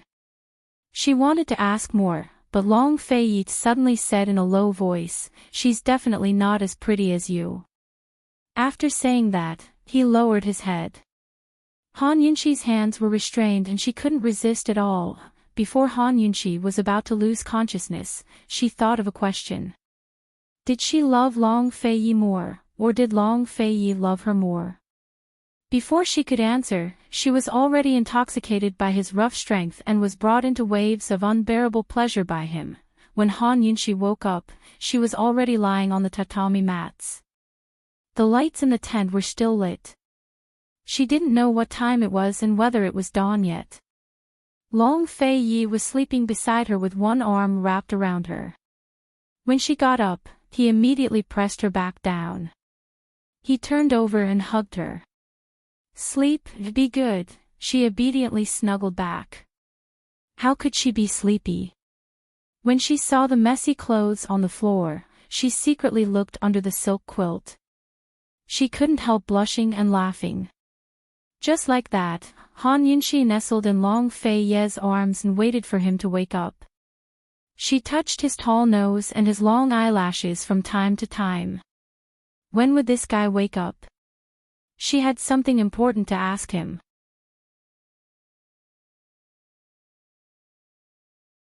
Chapter 864. Han Yunqi wanted to wake Long Feiyi up, but she couldn't bear to do so. She wanted him to rest a little longer, and she also wanted to sleep on the same bed with him like this, quietly cuddling with each other for a while.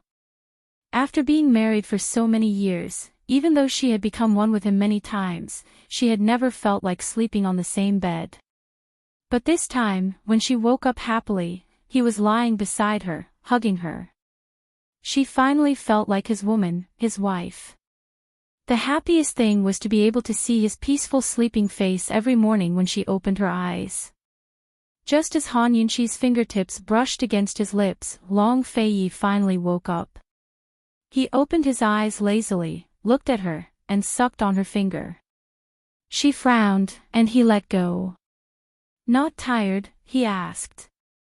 Before she could answer, he immediately flipped over. She said anxiously, "Long Feiyi, I have something to ask you. What's going on with dual cultivation? How do you cultivate it? You used Bailey Mingxiang to lure Bai Yanqing out. Is it reliable? Dual cultivation." Long Feiyi muttered to himself, and suddenly laughed. He said, "To combine the lustbite power and my original internal energy into one and reach the invincible realm, I have to rely on the assistance of a martial arts genius. It can only be achieved through dual cultivation. Dual cultivation means cultivating together at the same time, cultivating both the body and the mind. Dual cultivation not only requires two people to be able to combine their martial arts into one, but they also need to have a tacit understanding in their minds. Then does your martial arts have to be equally powerful, so that you can cultivate at the same time and combine them into one?" Han Yunxi asked seriously. Think about it, Long Feiyi's martial arts were already so powerful. If another person of the same level were to join forces with Long Feiyi, who in the world would be able to fight against them? Long Feiyi nodded. "Yes. Can you find someone like that?" Han Yunxi's face was full of suspicion, but she did not dwell on this question. She was more concerned about another question. She asked seriously, "Cultivating the hearts have a tacit understanding. How do you cultivate this?" "It's the same as cultivating the body. You must first have a tacit understanding of each other before you can cultivate together and achieve true telepathy," Long Feiyi replied. Han Yunxi was anxious. "Long Feiyi, is the person doing the dual cultivation a man or a woman?" If it were a man, it wouldn't be a big deal to have a telepathic connection with Long Feiyi. After all, a close friend can have a telepathic connection. As for a woman, Han Yunxi will cry. "A woman," Long Feiyi answered honestly. Han Yunxi raised her eyebrows and looked at him. After a while, she asked resentfully, "Have you found him?" Unexpectedly, Long Feiyi actually replied with a serious face, "Yes, I found it a long time ago." Han Yunxi pushed him away and sat up. She didn't say anything and just glared at him. However, Long Feiyi wasn't joking with her. He said seriously, "A junior sister from Tianshan Kenzhou. She's very talented and far surpasses me and Duan Muyao. Because the lustbite power isn't an absolute secret, people like Bai Yanqing are very familiar with it. That's why that junior sister is still hidden by you. Are you hiding a mistress in a golden house?" Han Yunxi interrupted Long Feiyi coldly. Not only was she angered by Long Feiyi's words, but she was also angered by his serious attitude. His expression and tone didn't seem like he was joking at all. He was serious. Unexpectedly, Long Feiyi still answered honestly, "Until now, no one knows." Han Yunxi sucked in a cold breath and was completely enraged. "Which junior sister? What's her name? You've really hidden it well. When did you have a telepathic connection with her? How did you have a telepathic connection with her? How do you have a telepathic connection with her? How do you plan to dual cultivate with her? How do you have a telepathic connection with her?" She was completely enraged. A telepathic connection between a man and a woman had to be a couple. They had to be very loving and truly in love with each other for their telepathic connection to be able to have a telepathic connection. After all, there were many people who slept in the same bed but dreamed different dreams. As for a pure friendship between a man and a woman, who was he trying to fool? Junior sister again. She was really disgusted with the word junior sister. Long Fei-yi hesitated to answer. Han Yunxi stared at him and waited without saying anything. Only time passed between the two of them. However, in the end, Han Yunxi was defeated. Long Fei-yi, are you going to answer me? Long Fei-yi didn't say anything. Just as he was about to hold her hand, Han Yunxi avoided him. Long Fei-yi, sometimes I can't read your thoughts. I think we're not telepathic enough. Her heart was full. She obviously had a lot to say, but after trying for a long time, she couldn't say anything and didn't want to say anything. She wrapped herself in the silk blanket and got off the bed. She only said 2 words to him, goodbye. Long Fei-yi looked at her lonely and thin back view and suddenly chuckled. Other than helplessness, there was only helplessness. Han Yunxi, he called out to her. She ignored him and put on her clothes. He took out his clothes and casually wrapped them around his lower body. When he stood up, his legs looked even more slender and refined. They were full of strength and made one's imagination run wild. He strode to her side and wrapped an arm around her waist domineeringly. Han Yunxi, is this how you act when you're jealous? Aren't you too ruthless? Let go. Han Yunxi was really angry. Who wouldn't be angry? Goodbye. Long Fei-yi smiled helplessly. Where are you going? It's none of your business. Han Yunxi said cold. She had her head bowed, so Long Fei-yi couldn't see her face. You're really jealous? Long Fei-yi asked again. He pressed his hands against her shoulders, wanting her to turn around so she could look at him. But Han Yunxi fiercely broke free of him and raged, "Don't touch me." Her voice was clearly choked with sobs. Long Fei-yi never expected things to turn out like this. He panicked and quickly grabbed her hand. Yunxi, listen to my explanation. Han Yunxi still fiercely broke free.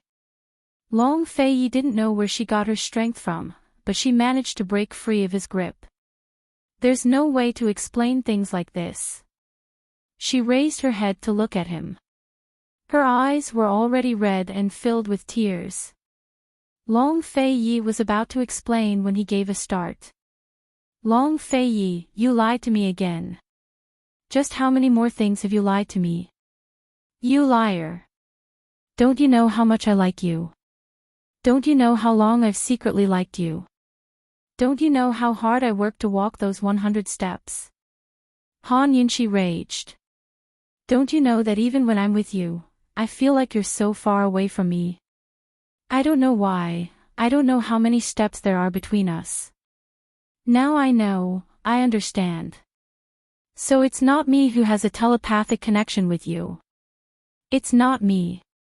I'll never be able to walk those 100 steps, Long Fei-yi. It's already finished. Long Fei-yi hastily cut her off. Han Yunxi snorted disdainfully and laughed coldly. It's never finished. But we've already started dual cultivation, idiot, we've already started that night after the warm soup. Long Fei-yi looked at her tear-streaked face. He wanted to feel heartache, but he also wanted to laugh. He only wanted to tease her and reminisce about the taste of her vinegar pastries. Who knew that her reaction would be so big? Han Yunxi was stunned. Long Fei-yi was not in a hurry to explain. He wiped her tears lovingly. He chuckled. Even his laughter was filled with heartache. Han Yunxi, you're so stupid and so ruthless. How would I dare to lie to you in the future? Han Yunxi looked at him in a daze. She suddenly avoided his hand and carelessly wiped away her tears. Long Fei, what did you just say? What do you mean? Long Fei looked at her tear-filled pear blossom, anxious and shocked little face. He could not help but laugh out loud. You're quite cute like this. Long Fei. Han Yunxi was completely anxious. This guy just said that they had already started dual cultivation. What was going on? Were you jealous just now? Long Fei asked stubbornly.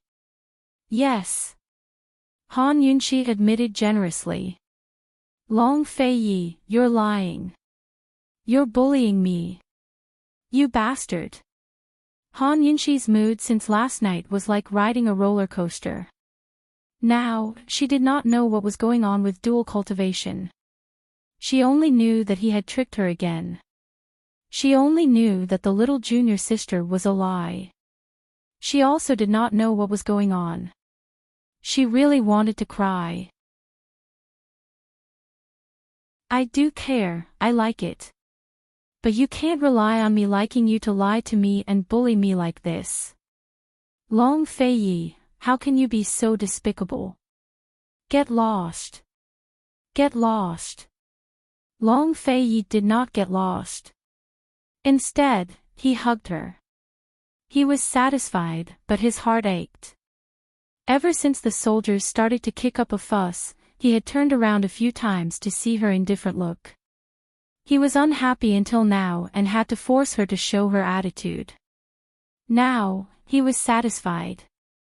But his heart ached incomparably. He did not know how to coax her.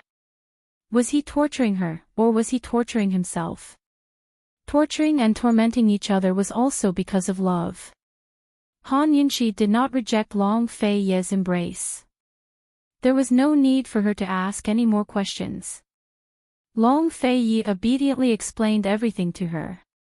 It turned out that when Tang Li gave her the hidden weapon, he had already discovered her martial arts talent. It far surpassed his and Duan Muyao's and could be said to be the best in Cloud Realm Continent's martial arts world. She was the person he and his master had been searching for to dual cultivate with.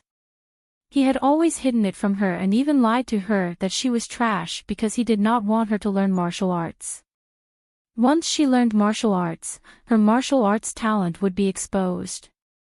At that time, he was still on guard against her and naturally would not tell her the truth. Later, in order to hide the lustbite energy and his identity as the East Qin Crown Prince, he did not tell her the whole story. Just like that, the matter had been hidden until now. When the mystery of his identity was solved and their misunderstanding was resolved, he began to dual cultivate. The results were very successful, but he did not have a chance to sit down and properly explain the matter to her these past few days. Today, even if she did not ask, he was going to tell her anyway. There were countless types of dual cultivation in the world. Dual cultivation with the lustbite energy was actually a dual cultivation between lovers. One had to first cultivate their hearts and minds. Only after their hearts and minds were connected could one begin to cultivate their body and martial arts. After making love in the warm pool, he had tried to transfer his internal energy to her while she was unconscious, helping her open several major acupuncture points. It was because their hearts and minds were connected that her body did not reject the lustbite energy and nirvana energy. Instead, these two energies were strengthened in her body. If Han Yunxi knew martial arts, she would have discovered that she had at least 20% of her internal energy by now. In a sense, Han Yunxi had also learned Celestial Mountain's internal energy and could be considered to be from the same sect as him. As long as Han Yunxi cultivated her internal energy to 100%, she could officially begin cultivating her body and martial arts with him. Long Fei had even hidden this matter from old Kenzo. He wanted to keep his own identity a secret and protect Han Yunxi. Even a shrewd fox like Bai Yanqing would never guess that a useless trash like Han Yunxi who didn't know any martial arts was actually Cloud Realm Continent's greatest martial arts talent. After hearing the explanation, Han Yunxi looked at Long Fei before exploding with rage. Long Fei Yi, you big liar. Don't lie to me like this.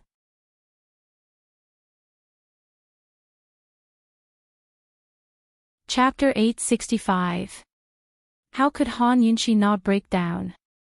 All these years, she'd been convinced that she was trash at martial arts and even felt depressed about it. She never thought that she was actually the most talented person in Cloud Realm continent. She'd been thoroughly tricked. Only Long Fei Yi could trick her like this. If anyone else said she was trash at martial arts, she might doubt them, but Long Fei Yi, Han Yunxi was so angry that her face turned white. She couldn't even speak properly. Long Fei Yi. Long Fei Yi, why you? Long Fei Yi, do you know how long I've been depressed because I don't know martial arts? She'd been the one to drag him down multiple times. How she wished she knew martial arts. As punishment, I'll teach you internal energy. Once your internal energy reaches the same level as mine, we'll begin dual cultivation. Long Fei Yi said as he took out a secret manual from a cabinet and handed it to Han Yunxi.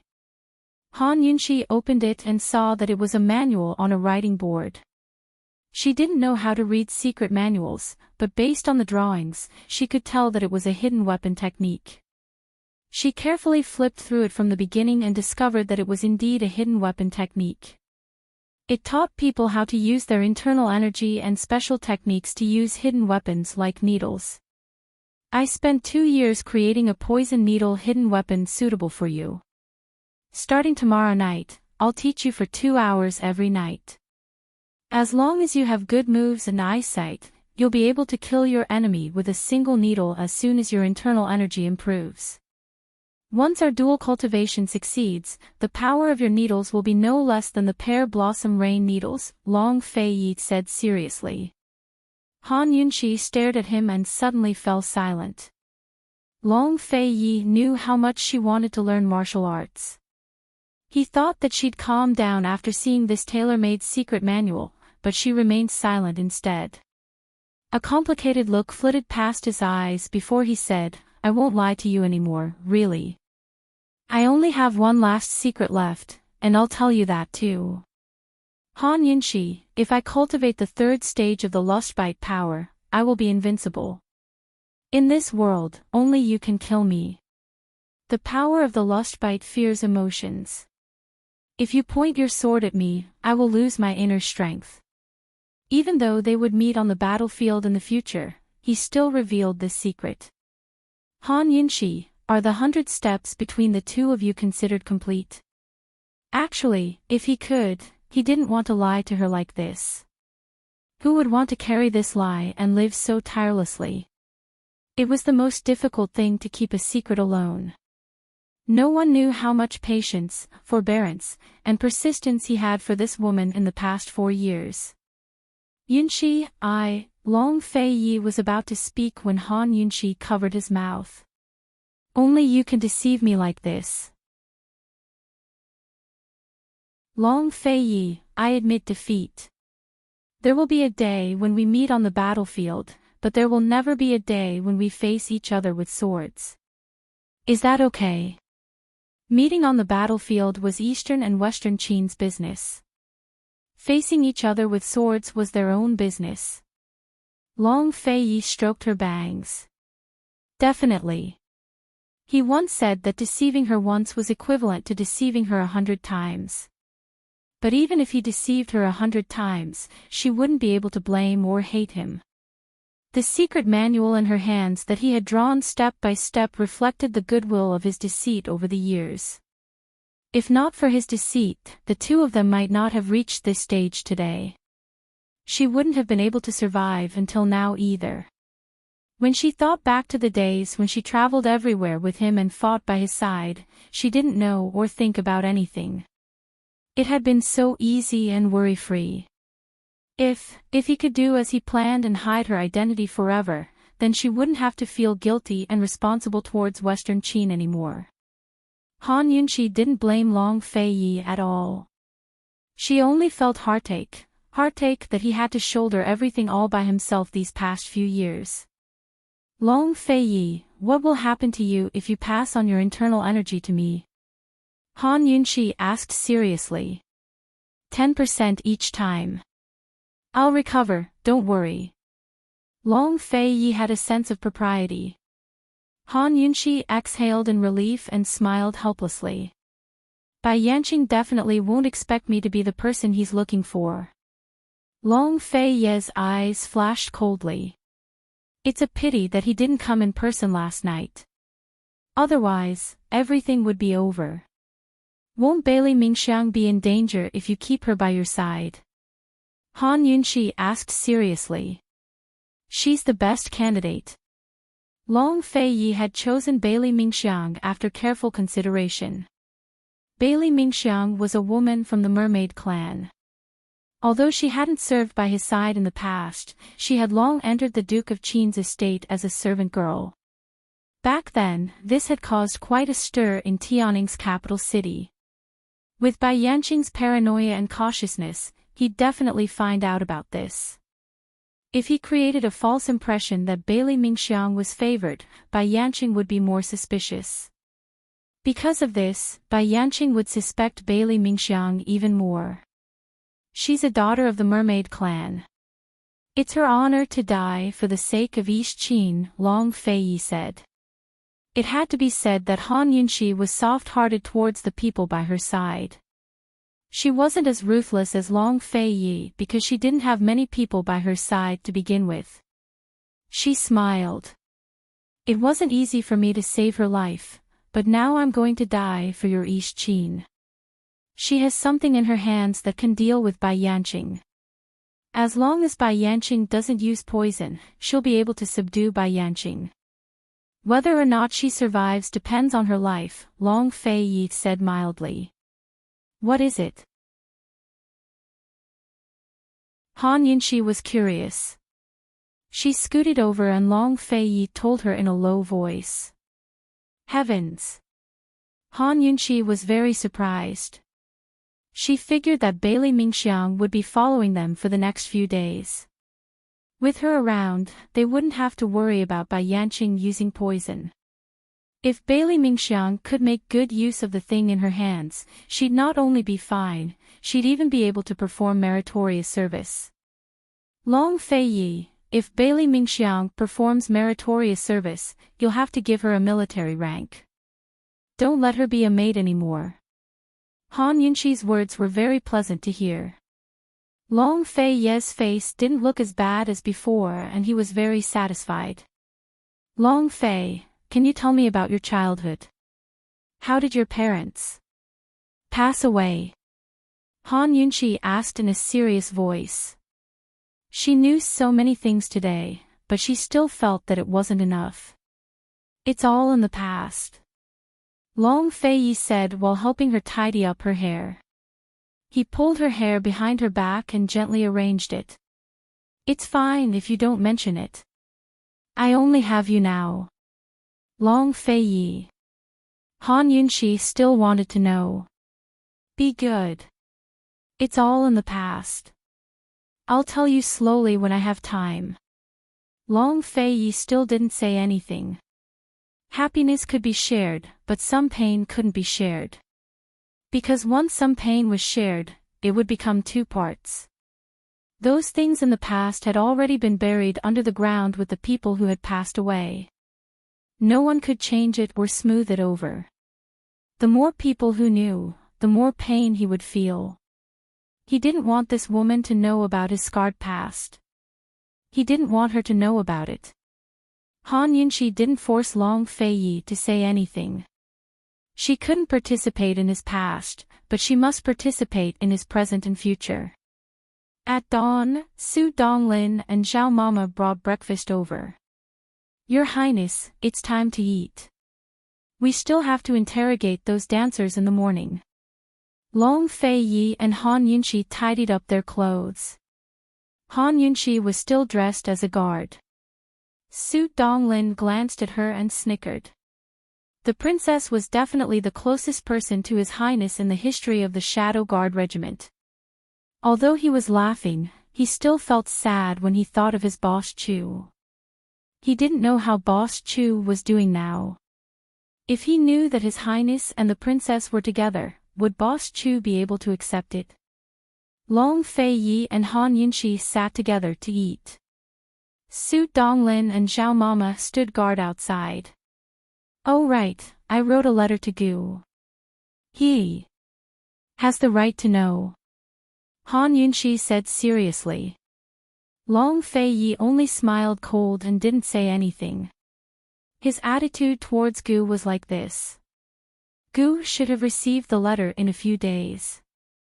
Han Yunxi said. Long Fei Yi didn't say anything. Gu wanted to enter his barracks. Impossible. The two of them had agreed that Gu would hide the matter of Mute Granny and he would hide the secret of Gu's immortal body. Since they had made a contract, they couldn't go against it no matter what. Gu actually told Han Yunxi the truth. Fortunately, he had a chance to explain it to Han Yunxi. Otherwise, he definitely wouldn't let Gu off. Han Yunxi knew that it was useless to mention Gu in front of Long Fei Yi. Long Fei Yi finished his breakfast in silence. Then, he said lightly, I still can't contact Gu Beiyue. Do you have a way to find the little thing? I want to know Gu Beiyue's choice. If Long Fei Yi had any friends, Gu Beiyue was one of them. Although he had his guesses, he still wanted to know what Gu Beiyue's opinion was and what choice he would make. Han Yunxi shook her head helplessly. I'm afraid it's in Bai Yanqing's hands. The last time Gu Beiyue asked Chu Tianyin to send a secret letter to Long Fei Yi, it didn't mention anything about the little thing. This can only mean that he hasn't seen the little thing. If the little thing isn't with Gu Beiyue, it could only be trapped in Bai Yanqing's poison storage space. It had been a long time since they'd last seen each other. Long Fei Yi nodded. Let's go to the water prison. Long Fei Yi always had a lead in his hands that could lead him to Bai Yanqing.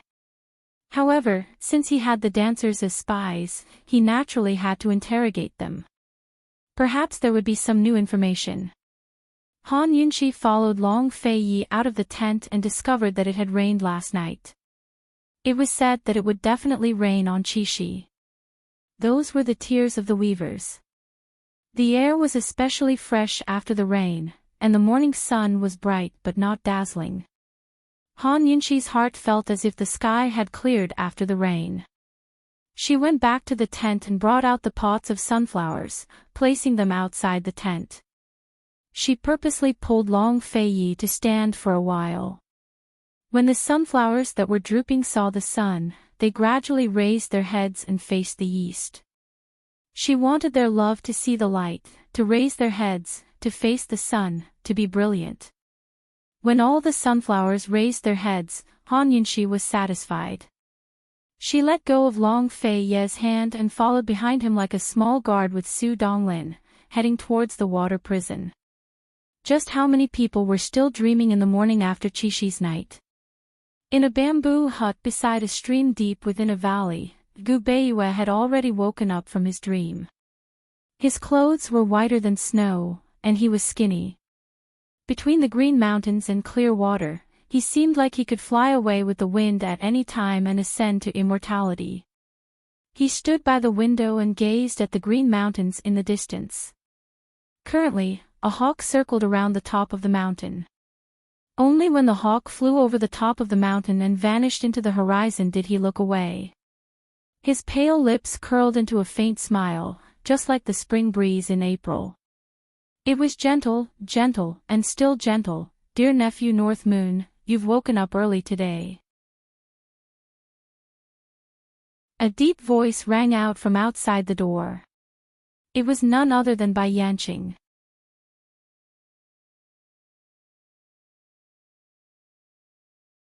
Chapter 866. Nephew Beiyue. How familiar was that title? The two elders of the Nether clan had once called him that too.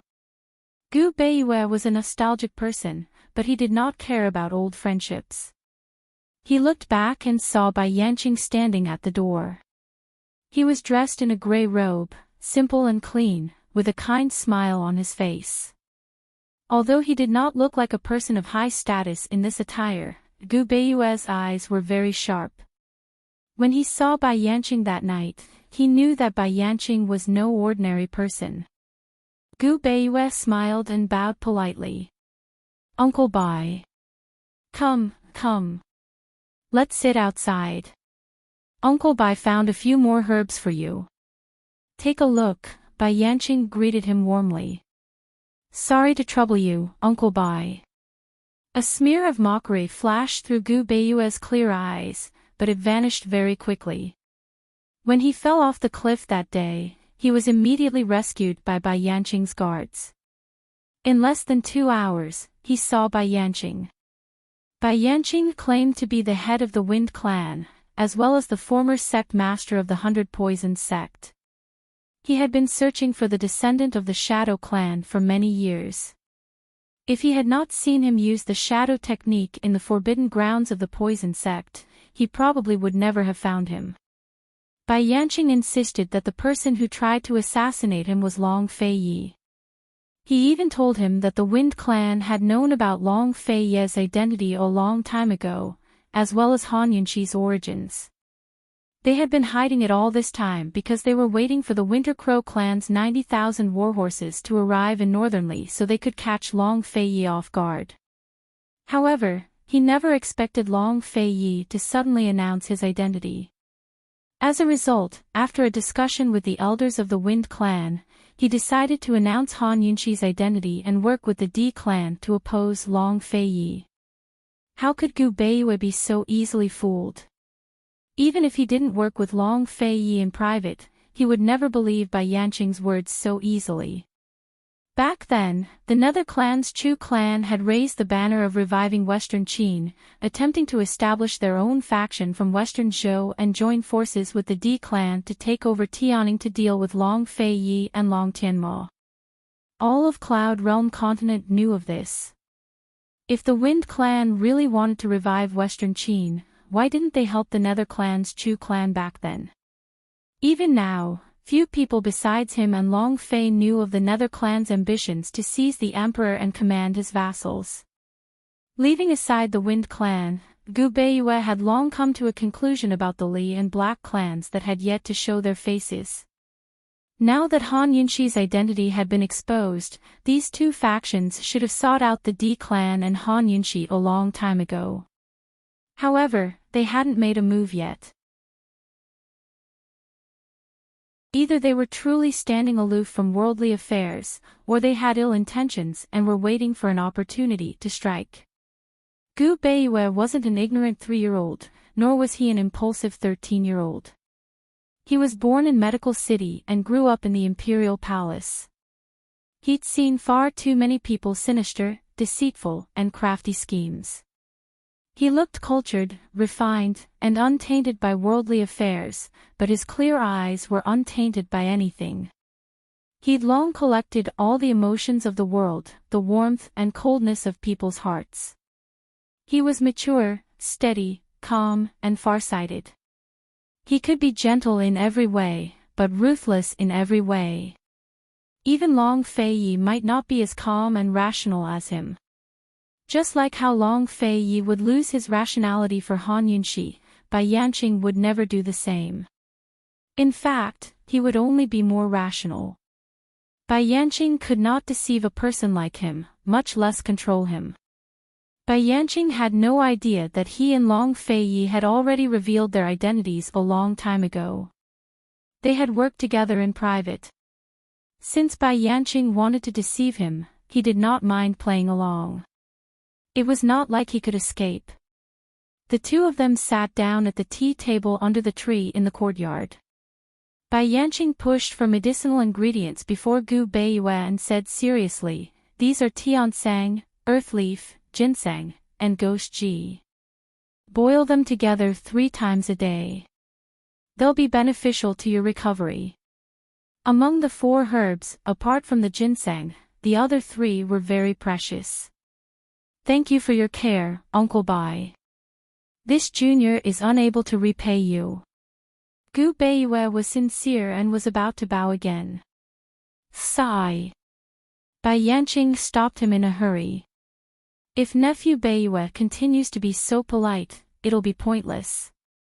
Your parents passed away early. If you don't mind, you can treat Uncle Bai as part of your family. As he said that, he grabbed Gu Beiyue's hand and said seriously, Nephew Beiyue, the princess' safety will all depend on you in the future. You saw how startling Long Fei Ye's swordsmanship was that night too. Gu Beiyue nodded and pulled back his hand without leaving a trace. Sigh, I really never thought Long Fei Yi would be the East Qin crown prince. The princess is still in the Western Qin army. How has she been recently? Gu Beiyue knew nothing about the current situation on Cloud Realm, let alone that East and Western Qin had already stopped fighting. Long Fei Yi and Han Yunxi had already reconciled. Bai Yanqing told him that the Wind Clan and Di Clan had already become one, pledging their loyalty to the Western Qin princess and facing the enemy together. Right now, as long as Ningqing fended off the East Qin army's attacks, Jun Yixie could bring back his warhorses and win over Northern Li's cavalry. In just 3 months, Jun Yixie would lead his troops south and meet up with Ningqing. They would then beat Long Fei Yi to a pulp. Bai Yanqing had told him more than once that he only needed to focus on recuperating. Once his internal injuries were healed, there was no need to worry about the war. And after defeating Long Fei Yi, Western Qin and Tianan would no longer be a problem. In a year's time, Western Qin would definitely recover. Everything is fine. Only. Bai Yanqing wanted to say something, but stopped. What's wrong? Gu Beiyue asked in a hurry. The princess is a sentimental person. She has deep feelings for Long Fei Yi, but she didn't think that Long Fei Yi would use her like this. I heard from the maidservants that the princess often has trouble sleeping at night. I'm afraid she's been hurt by love. Bai Yanqing spoke as if he was speaking the truth. Gu Beiyue didn't know how much of this was true and how much was false. He was most worried about this matter. With so many things happening at once, Han Yunxi would definitely misunderstand Long Fei Yi. Adding on the Wind Clan's instigation, how sad would that silly girl be? Perhaps, as an outsider, he could see how much she liked Long Fei Yi. So, he didn't hesitate to take a risk.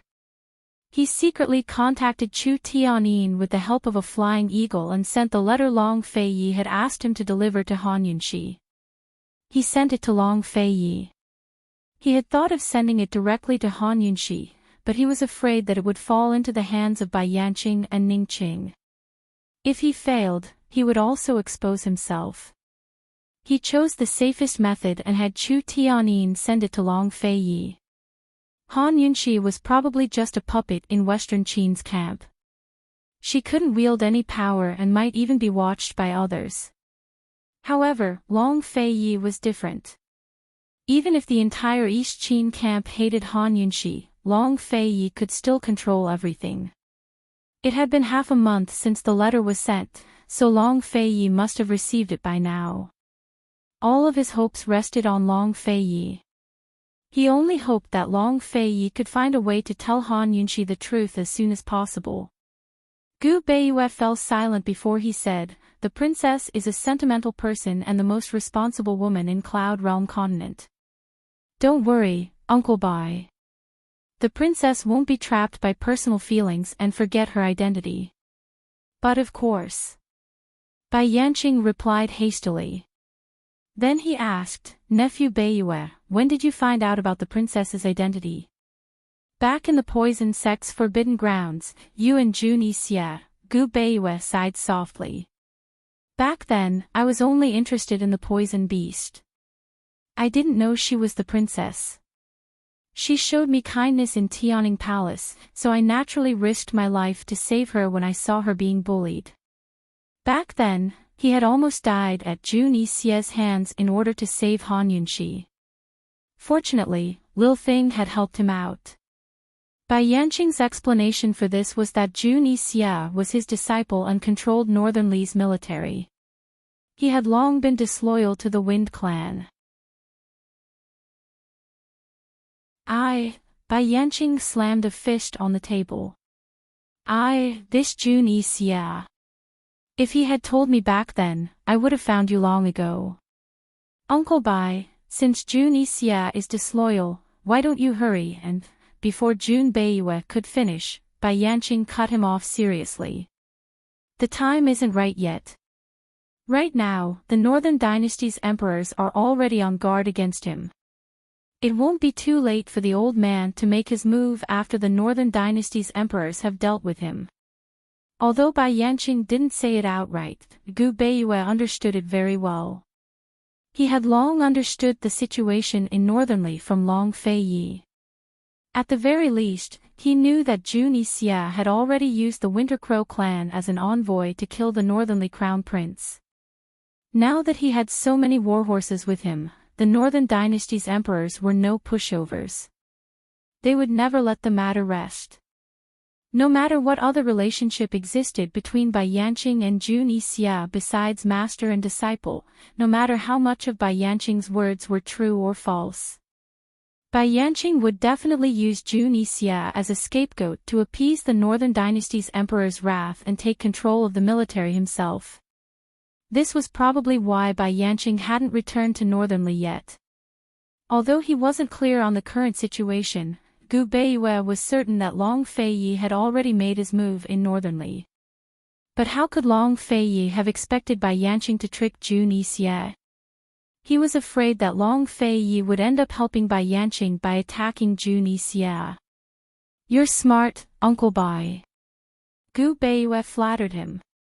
Then when did nephew North Moon find out about the princess identity, and how did he find out? Bai Yanqing raised this question again. He was clearly probing. Actually, Gu Beiyue had been waiting for him to ask this question for a very long time. It was also a coincidence. About half a year ago, I heard the princess maidservant, Bailey Mingxiang, mention that the princess has a phoenix birthmark on her back. Gu Beiyue lied and said indifferently, "I'm the only one left of the Shadow clan, and the Nether clan failed to mobilize their army." Long Fei Ye's influence cannot be underestimated, and he's also a person of great ambition. If Long Fei Yi found out about the princess' identity, the consequences, even I cannot imagine. I can only hide it for now and protect her in secret. As he said that, he smiled bitterly. I really, truly had no idea that Long Fei Yi was actually a descendant of Yi Qin. Otherwise, I would have taken the princess away even if I had to sacrifice my life. Gu Beiyue had already learned about the phoenix birthmark from the Nether clan a long time ago. There was no need for him to go through so much trouble to lure Han Yunxi to the poison sect's heavenly pit and verify her identity. All he needed to do was use the opportunity to take a look at the birthmark on her back. However, he knew that Han Yunxi was not accustomed to being served by maidservants, while he himself would never do something as offensive as peeping on her. When he thought about how Su Xiaoyu had scalded Han Yunxi, he could tell with a single glance that it was Chu Tiannin's orders. They were aiming for the phoenix birthmark. Bai Yanqing nodded in thought. Gu Beiyue fell silent for a while before purposefully pretending to be confused. Speaking of Bailey Mingxiang, I find it rather strange. Strange how? Bai Yanqing was very interested.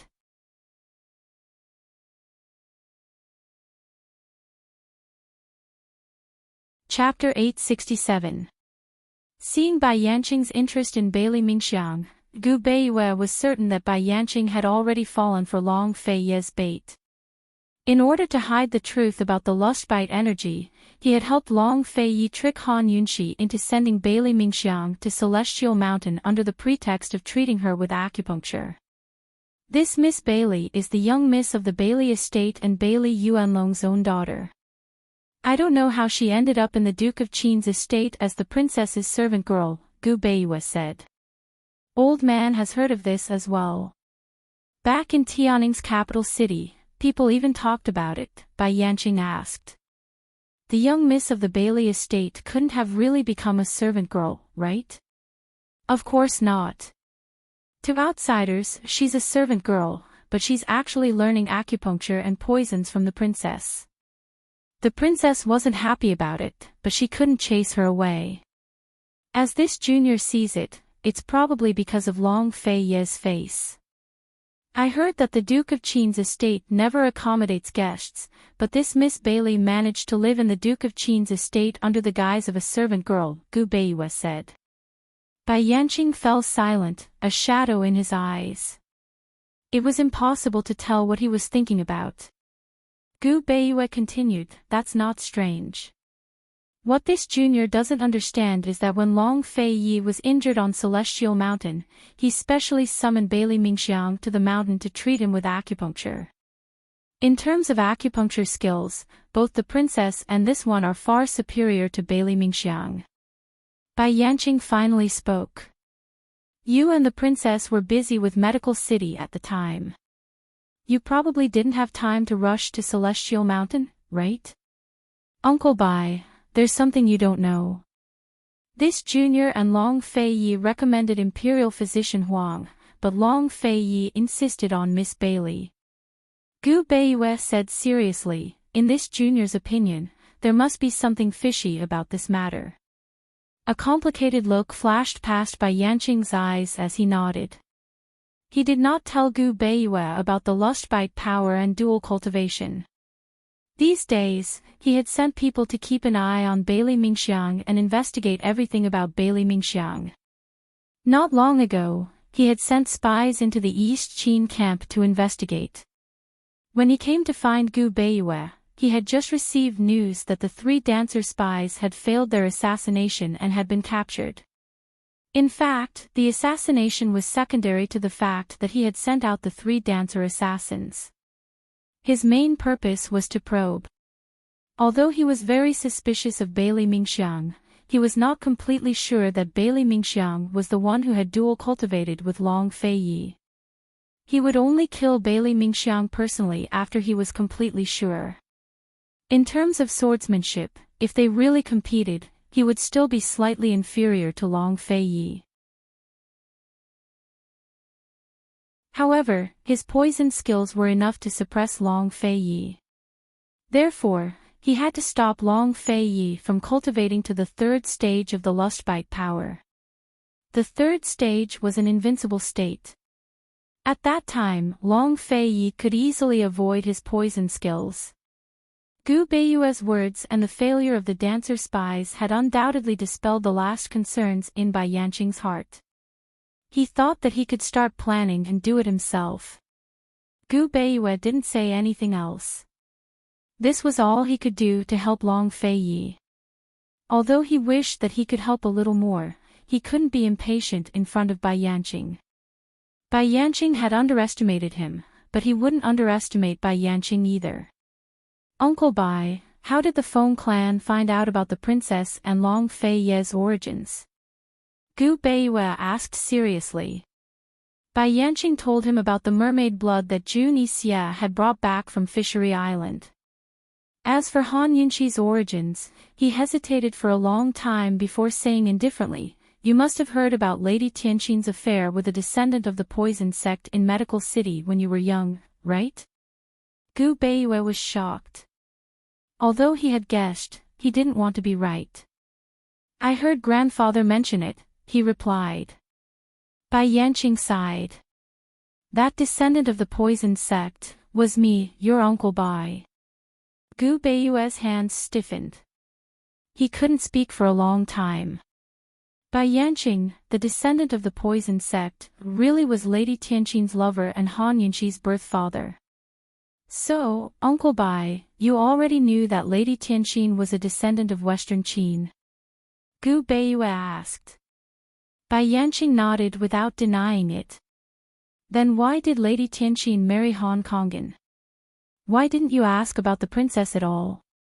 Why? Gu Beiyue asked again. I didn't know that Tianqin was Lianqin. I've been looking for her all these years. By the time I found out that Lianxin was Tianning's Tianxin, she had already died in childbirth. Yunxi had already grown up. Bai Yanqing grew emotional as his eyes shone with tears. My father is a descendant of the Poison sect and my mother is a descendant of the Wind clan. Back then, I didn't know that Mu Axayan was a descendant of Western Qin's imperial clan until I saw her phoenix birthmark. I didn't even have time to tell her that I was a member of the Wind clan before she mistook me for having an affair with another woman. She ran away with my child. Bai Yanqing choked on his words, unable to speak. Gu Beiyue's eyes flashed with suspicion. He could tell that Bai Yanqing's tears were real. Why would a man cry unless he was truly moved? But he didn't believe Bai Yanqing's words at all. Bai Yanqing was Han Yunxi's father, so it was very likely that it was true. However, everything else was a lie. Helian Zuixiang's existence as a spy proved that Bai Yanqing had long known about Han Yunxi's identity and had long set up an ambush at the Han estate. If Bai Yanqing really wanted to revive Western Qin for the sake of Han Yunxi, he should have recognized Han Yunxi long ago. He should have made his move long ago instead of being stuck between the Long Fei Yi, Ningqing, and Northern Li. Gu Beiyue had assumed that Bai Yanqing's ambition was to rule the world, but now he was lost and afraid. If Han Yunxi knew that Bai Yanqing was her father, how would she feel? How would she disobey? Uncle Bai, why don't you recognize the princess? If the princess knows that her father is still alive, she'll definitely be very happy, Gu Beiyue probed.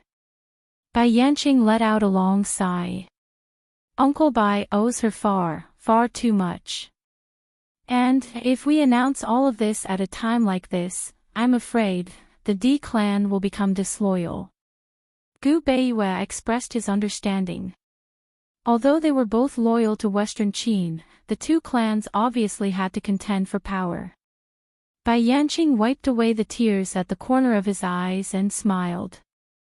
Nephew Beiyue, you're the only one who knows about this.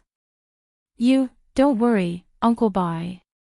Beiyue knows what I'm doing, Gu Beiyue promised in a hurry. Only then did Bai Yanqing nod. Come, Uncle Bai will brew some medicine for you. You need to recover your inner qi as soon as possible. Medical City is still counting on you to return. With the assistance of Medical City, the Northern Dynasty's emperors will definitely rely on us even more. This junior can return to Medical City right now. Gu Beiyue probed. As expected, Bai Yanqing refused. There's no rush. Treat your injuries well. When the time comes, Uncle Bai will take you back. Gu Beiyue's lips curved into a cold smile. I'll listen to everything Uncle Bai says. As for the princess, I'll have to ask Uncle Bai to tell her that Beiyue is safe. Don't worry. Yunxi knows you're here with me and wants you to recuperate well. If you need any medicine, just say the word, Bai Yanqing replied. Gu Beiyue wanted to brew the medicine himself, so Bai Yanqing politely went over to help. When the medicine was ready, Bai Yanqing insisted that Gu Beiyue drink it while it was hot. Gu Beiyue didn't know what kind of poison was in the medicine, but he was certain it had to be a slow-acting one. For the sake of avoiding Bai Yanqing's suspicions, he would always drink it all in one gulp in front of Bai Yanqing, then secretly take medicine to induce vomiting. This method could only reduce the effects of the poison, but there would still be traces of it left in his body. Bai Yanqing's medicine did help with his internal injuries, but only by a very small amount. After taking the medicine, Gu Beiyue sighed.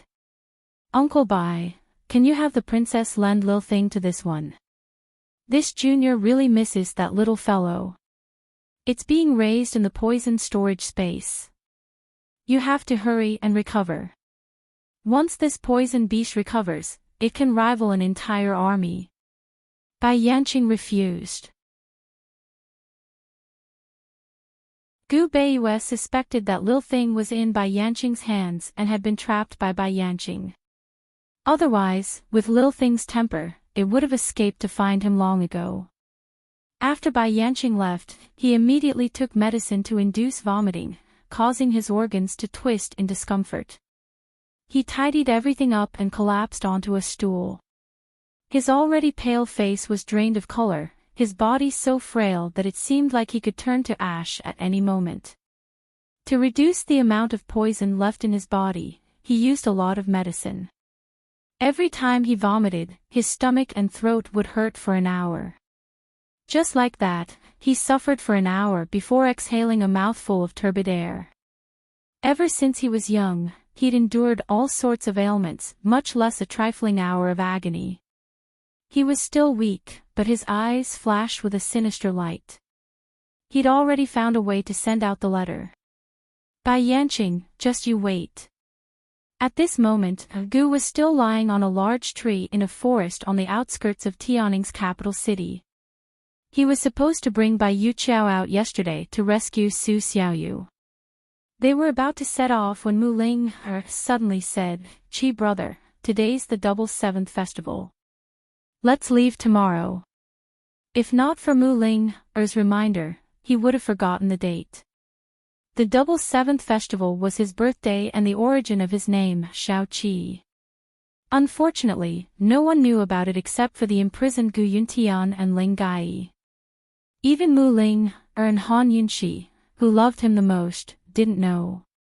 Gu left Mu Ling in the palace and ran out by himself. He slept for an entire day and night in this quiet forest. In the past, he couldn't sleep, but now he could easily fall asleep. That was pretty good. When the birds in the forest began to chirp noisily, Gu jumped down from the tree and stretched lazily before returning to the city. As soon as he entered the palace, he saw Mu Ling standing in front of him with her bright red rabbit eyes. "Qi brother, where did you go?" Ling thought. Mu Ling was choked with sobs before she could finish her sentence.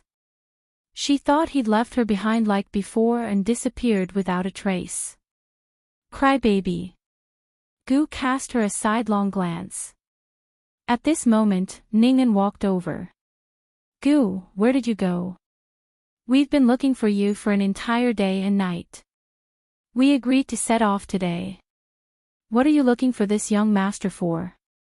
Gu was lofty and unfriendly.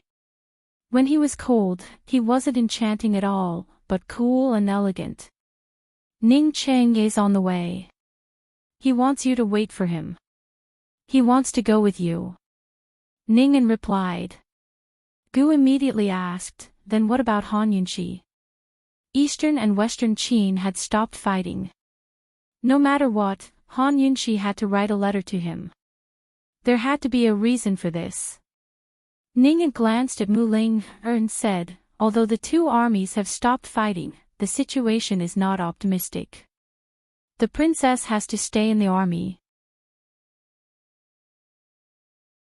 The princess said that Long Fei Yi is in the East Qin camp, so she will definitely be stationed in the Western Qin camp. Gu still wanted to ask, but Mu Ling tugged on his clothes and said in a low voice, "Qi brother, my elder sister sent a letter. It's with me." Mu Ling's elder sister was naturally Han Yunxi. She refused to call her elder sister in front of Han Yunxi, but she was proud of it in private and called her very naturally. Knowing that Han Yunxi had sent a letter, Gu was too lazy to pay attention to Ning'an. "I'll let you know tonight whether we're waiting for Ning Qing or not. This young master has something to do." As he spoke, he pulled Mu Ling away. He was anxious to see Han Yunxi's letter. Ning'an didn't stop him. Instead, he smiled meaningfully.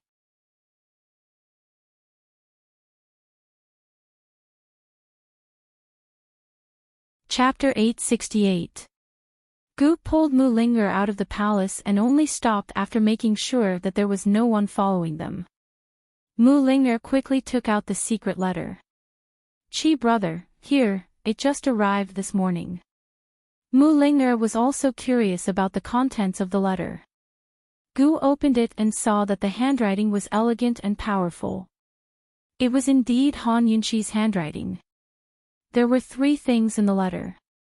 The first thing was about stopping the war between Eastern and Western Qin. Han Yunxi said that Ning Qing and Long Feiyi had reached an agreement to stop the war and deal with the Feng clan separately. They would continue the war after taking down the Feng clan. The second thing was for him to do his best to help Ning Qing and use Bai Yuqiao to find Bai Yanqing. It would be best if he could use Bai Yuqiao as a witness to expose Jun Yixia and obtain the approval of the Northern Dynasty's emperors. Then, he could fight for cooperation with Northern Li. The third thing was to report to him and Mu Ling'er that she was safe and that she was doing well in the army. Mu Ling'er quickly finished reading the letter and was filled with passion. "Qi brother, we must help my sister take down the Feng clan before Long Feiyi." Actually, Gu Qishao should be even more excited about this than Mu Ling'er. His blood should be boiling. However, he was not excited at all. Instead, he slowly narrowed his eyes and pondered over the letter word by word. Soon, Mu Ling'er noticed that he was acting strangely. "Qi brother, what's wrong?" Gu did not speak and continued to stare at the letter. After a while, he checked the envelope inside and out and compared the handwriting on the envelope with the handwriting on the letter. "Qi brother, you suspect that this letter is fake?" Mu Ling'er was shocked. "This handwriting, is it the same?" Gu asked. Mu Ling'er carefully compared them for a while and nodded with certainty. "It's exactly the same. This is my sister's handwriting. I can't be wrong. I've seen several prescriptions written by her. I still have them." Mu Ling'er quickly took out a prescription and compared it with Gu's handwriting. "It's the same." Mu Ling'er was even more certain. Gu muttered to himself, "It is indeed the same. Then it can't be wrong. Qi brother, let's wait for Ning Qing and interrogate Bai Yuqiao together. Maybe we can find something else." Mu Ling'er said seriously. Gu gave her a look of disdain. "You'll have to continue with the torture. Can a little white rabbit like you take it?" A few days ago, she had advised him not to torture her anymore, but today, she actually allowed him to continue the interrogation. What was this wretched girl thinking? Mu Ling'er struggled for a while before saying seriously, "I can take it. I'll interrogate her with you." He didn't know whether to say that there was a little devil living in the kind-hearted Mu Ling'er's heart, or that there was a little white rabbit living in the little devil's heart, Mu Ling'er. Gu had been mulling over the contents of the letter. He had originally planned to ignore Mu Ling'er, but he couldn't help but ask, "Girl, didn't you say that poison girl couldn't let go of Long Feiyi? Why are you so excited now? Can't wait for them to fight." Mu Ling'er chuckled. "Qi brother, my sister isn't an ordinary woman. I can guarantee that even if my sister is being used, she still loves Long Feiyi very much. However, she will shoulder the heavy responsibility of reviving Western Qin. She won't be with Long Feiyi. So we have to help her settle the Feng clan as soon as possible. Now that Eastern and Western Qin have stopped fighting, the longer she confronts Long Feiyi, the more painful it will be for her. It's better to end the pain quickly than to prolong the pain." Gu Qishao rapped his knuckles against her forehead. "What do you know?" Mu Ling'er glared at him, too lazy to explain. Although she couldn't bear to see Bai Yuqiao die, she was especially excited at the thought of being able to fight alongside Qi brother and help Han Yunxi and Ning Qing conquer the world together, freeing Han Yunxi as soon as possible. She couldn't help but imagine Han Yunxi becoming the Empress of Cloud Realm, wearing the crown and ruling the world. "Poison Lass wants us to work with Ning Qing," Gu muttered to himself. Mu Ling'er was so immersed in her own imagination that she didn't notice Qi brother's confusion. She asked casually, "Chi brother, do you want to reply now?" Gu put away the letter and smiled brightly, a trace of viciousness flashing across his long, beautiful eyes. "No need, we'll wait for Ningqing to come." After returning, Gu was too lazy to meet Ning and Muling, or ran to Ningqing excitedly and said, "Ning and Chi brother said that he wants to wait for Ningqing to come back. Urge Ningqing to come back as soon as possible. We'll be leaving first if you wait too long." "Little girl, you're so impudent." Ning'an laughed. "Who allowed you to call us by our names? In the future, you have to call her big sister and big brother Ningqing, understand?" Although her tone was reproachful, it was even more intimate. Those who didn't know better would think that Ning'an and Mu Ling were very close. Mu Ling raised her chin proudly. "I only have one big sister, your master, the princess of Western Qin. Ning'an, don't talk about seniority with me. If we really talk about seniority, I'm actually one level higher than you." If Han Yunxi knew that this proud girl was using her name in private and was so arrogant, she would definitely burst out laughing. When had Ning'an ever been humiliated so bluntly? Anger rose in her heart, but she couldn't refute it. If Ningqing hadn't instructed her to find a way to keep this brat, she might not have been so polite. She pretended not to hear what Mu Ling said and changed the topic. "Miss Ling, you're not young anymore. Later, I'll ask the princess to find you a husband. With the princess's discerning eyes, she won't mistreat you. You don't have to worry about my marriage." Mu Ling was very direct. "I'm just worried about you when I saw you being bullied by Gu." Ning'an glanced at her and said, "That night, if Ningqing hadn't asked me to let you go, Gu wouldn't have let Ningqing go even if he had to watch you die, right?" A trace of pain flashed past Mu Ling's eyes. She didn't want to continue talking to Ning'an and turned to leave. Ning'an quickly stopped her. "Girl, you're the princess's good sister, so I'm reminding you. If it were someone else, I wouldn't care. For a man like Gu, the more you stick to him, the less he will cherish you. He will only know how to cherish you if you give him the cold shoulder. Men are all cheap." Mu Ling finally looked at Ning'an seriously. Ning'an knew she had a chance and was about to persuade her again, but Mu Ling suddenly closed in and said word by word, "Ning'an, you're wrong. Women are even more cheap than men. The more he doesn't like me, the more I want to stick to him. Even if he doesn't like me for the rest of my life, as long as I can be with him, I'm willing to do anything. You've never been in true love, so you won't understand." After she finished speaking, she turned and left without looking back, leaving Ning'an stunned. She even doubted if she could keep Mu Ling. Did she have to use extreme methods? Send a message to the clan head. Gu has taken the bait. Tell him to come quickly, Ning'an instructed the mama beside her in a low voice. Yes, the old mama replied in a low voice. Masterin, the things you wanted to give Miss Jing have been delivered. Did she say anything? Ning'an asked seriously. He didn't say anything. The Tang clan head invited a few elders of the trade consortium to a banquet and said he'd consider their cooperation. Miss Jing didn't say a word from beginning to end. A few of the elders were very dissatisfied, the old mama replied honestly. What's there to be dissatisfied about? If they want to cooperate with the Tang clan, they have to rely on Jing. Those old men only went to negotiate, so what can they do to help? Ning'an said unhappily. In the end, she still loved her little sister dearly. Currently, Ning Jing was staring blankly at the things Ning'an had given her.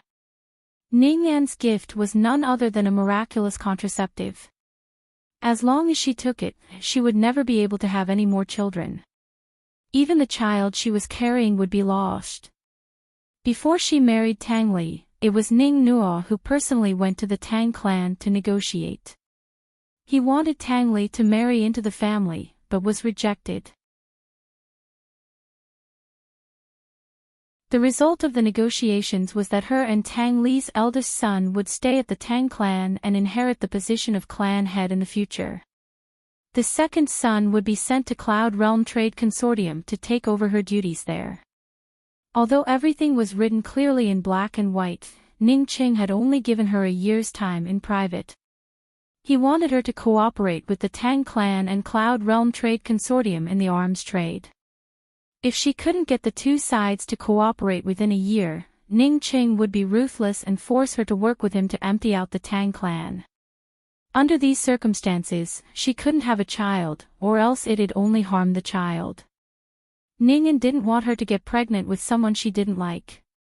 Looking at the medicine in her hands, Ning Jing's icy heart finally warmed up. No matter what, at least someone in the Ning clan still cared about her. But the warmer her heart was, the more she blamed herself. The Tang clan was Long Fei Ye's power and had been deceiving the D clan this entire time. She knew the truth and had a chance to tell Ning Qing, but she didn't. Not only that, she even reminded Tang Li, Cloud Realm Trade Consortium's elders had come to visit to discuss the terms of cooperation and had just returned. Tang Li must be secretly plotting with them how to help Long Fei Ye deal with the D clan. She didn't even need to think to know that Tang Li would fake the cooperation and take over Cloud Realm Trade Consortium's arms trade for himself. She was guilty. She had let down the D clan in Western Qin, as well as all the sacrifices her brothers and sisters had made over the years. Her hand unconsciously stroked her stomach. How she wished someone could tell her what she should do. There wasn't much time left. No matter what choice she had to make it fast. She couldn't act like the past and pretend with Tang Li to drag things out day by day. At this moment, the door was suddenly pushed open and Tang Li walked in. Ning Jing quickly hid the medicine in her sleeve, all traces of helplessness and guilt vanishing from her face. Even though she was now Tang Li's prisoner, she still acted like a proud queen ordering people around. I'm hungry. Tell the kitchens to make something for me to eat. I want to eat red bean porridge. Tang Li gave her a cold look before ignoring her and sitting down on the bed. Ning Jing was about to speak when a servant girl brought in a plate of food. Among them was the red bean porridge she'd asked for. After living together for nearly a year, he knew what she liked. But before the servant girl could set down the food, she viciously flipped it over. I'm not eating anymore. Get out. The servant girl was scared to death and left in a hurry. Tang Li glanced at her but didn't say a word. He leaned against the pillow and closed his eyes, looking exhausted. Ning Jing walked in front of him and shouted, I want to eat red bean porridge, do you hear me? Tang Li ignored her, but she didn't stop. She yelled 4 times in a row until Tang Li finally opened his eyes and said cold, Isn't there some on the floor? On the floor, there was a pile of red bean porridge mixed with broken bowls and chopsticks. It was a mess. I wanted you to make it. Ning Jing was like a spoiled princess, throwing tantrums without reason.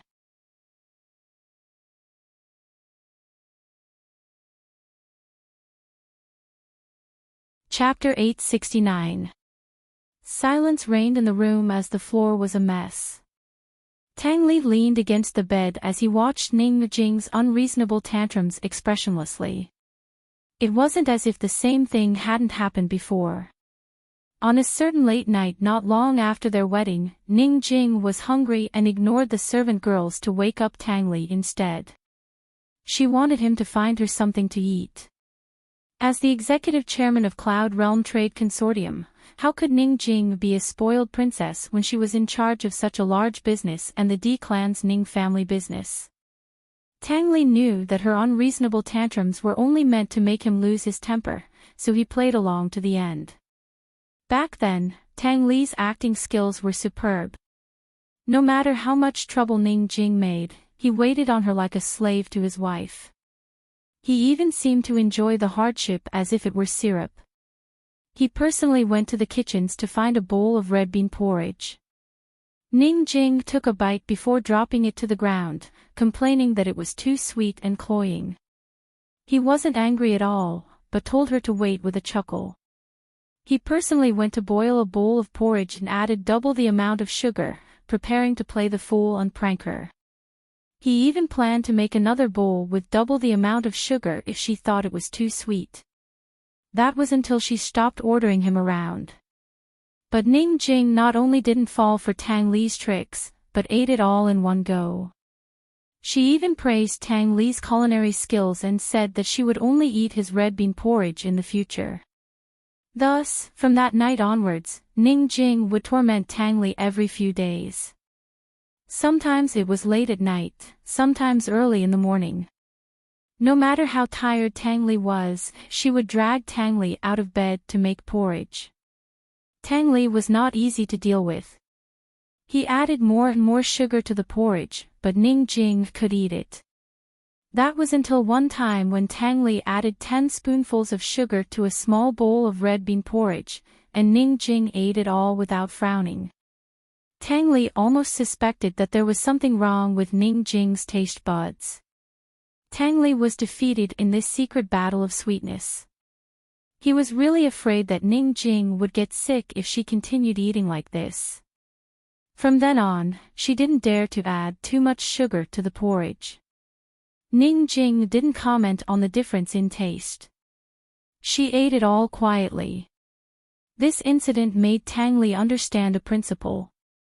Don't take a woman seriously. When a woman takes a man seriously, she is too scary. The past was still vivid in his mind, but now things had changed. Tang Li raised his eyebrows and glanced at Ning Jing. He sneered, "Forget it if you don't want it." After he finished speaking, he got up and strode out of the door.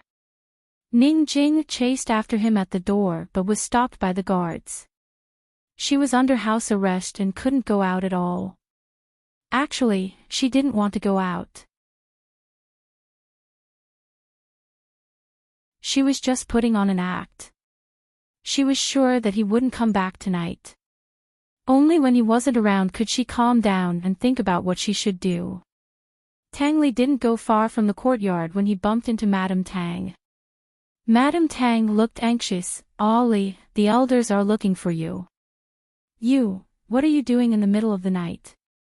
Why are you hiding in the kitchens to cook porridge?" Yes, the red bean porridge that Ning Jing overturned was the porridge that Tang Li locked himself in the kitchens to cook after he stood the elders up. He didn't know what was wrong with him today. "I didn't," Tang Li denied. "You can fool your father, but can you fool me?" "Ah Li, tell mother the truth. Have you really taken a fancy to that girl Ning Jing?" Lady Tang asked seriously. Tang Li ignored her and strode forward. Madame Tang quickly chased after him and said in a displeased voice, "You little brat, if this old lady couldn't see through your thoughts, then I would have doted on you for 20 years for nothing." Tang Li still didn't say anything as he headed to the discussion hall. Madame Tang didn't chase after him and shouted, "Someone come, take Ning Jing to Returning Dragon Peak. Tell Eru to properly watch over her." Returning Dragon Peak was where the Tang sect's ancestral hall was located, enshrining the ancestral tablets. Madame Tang didn't know that Aunt Ru was imprisoned on Returning Dragon Peak. Only when Han Yunxi's identity was exposed and Tang Zijin impulsively went to Returning Dragon Peak to find Aunt Ru did Madame Tang learn of this matter. Now that Ning Jing was under house arrest in the Tang sect, if Madame Tang sent her to Aunt Ru on Returning Dragon Peak, with Aunt Ru's hatred for the East Qin camp, in less than 3 days, Ning Jing would be tortured to death. Tang Li kept walking forward, causing Madame Tang's lips to curve up into a smile as she silently counted in her heart. 1, 2, 3. She thought she could count to 5, but she didn't even reach 4 before Tang Li stopped. But Tang Li didn't look back, only said coldly, "Do as you like. But if she tortures Aunt Ru to death, I might not be able to take down Cloud Realm Trade Consortium's arms trade. So speaking, he strode away. Madame Tang chased after him a few times, but couldn't catch up. That damn child. Madame Tang was so angry that her face turned green. Old man, calm down and take care of your body, the servant girl coaxed anxiously. Say, this child, just what is he thinking? Madame Tang realized that she didn't understand her son at all. After some hesitation, Madame Tang went to Ning Jing's rooms. It was already late at night, so Ning Jing never expected Madame Tang to show up. She hadn't even dressed properly when Madame Tang dismissed all the servant girls and walked into the bedroom. Ning Jing had lived on reclining Dragon Peak for months and sparred with Madame Tang countless times with Tang Li protecting her. She'd never met the woman alone like this before. For some reason, Ning Jing felt a little flustered. A complicated look flitted past her eyes before she simply sat still on the bed. Madame Tang slowly sat down on one side and said, Ning Jing, since you're still my daughter-in-law, I'll give you a way out. Do you want it or not? Be straightforward. If there's no arms trade, there's only one life. Ning Jing coldly said. She wondered why Madame Tang had come in the middle of the night, but it turned out she was here to give her a way out. Ning Jing calmed down considerably. After she returned to the Tang clan, Tang Zijin and the rest had sought her out. All of them had come to give her a way out, all for the sake of the arms trade. She'd already betrayed the D clan once, so she wouldn't betray them a second time. Tang Li had already taken away all the accounts and keys of her arms trade. But without her personal seal and the seal of Cloud Realm Trade Consortium's Council of Elders, Tang Li still couldn't take over the arms trade. Madame Tang laughed. Arms trade? Hee, that's a man's business. Ning Jing, I'm not asking you to do anything to betray the D clan. I just want you to restrain yourself and draw a clear line between you and the D clan. Once Tang Li takes over the arms trade, I promise to keep you alive and find a way to keep you by Tang Li's side as a concubine. If you agree, you'll have to swear an oath. Once they took over the arms trade and revealed the Tang clan's true background, the D clan's Ning clan wouldn't be able to do anything to them. Nor would they be able to get Ning Jing back. With Tang Zijin's temper and the Council of Elders style, they'd definitely kill Ning Jing. Madame Tang felt that the conditions she'd offered Ning Jing were already very generous. If she wasn't afraid that her son would fall out with the Tang clan because of love, she would never do something so foolish. Ning Jing couldn't help but laugh out loud. Madame Tang grew angry. What are you laughing at? You're not asking me to do anything to betray the D clan. Madame Tang, if your son falls into the D clan's hands and loses the Tang clan's hidden weapons, will he still be able to live? Ning Jing retorted. She clearly knew the truth but did nothing. That was an even more shameless betrayal. Although Madame Tang hoped that her son would survive no matter what, she couldn't answer Ning Jing's question. She couldn't confidently say, I will.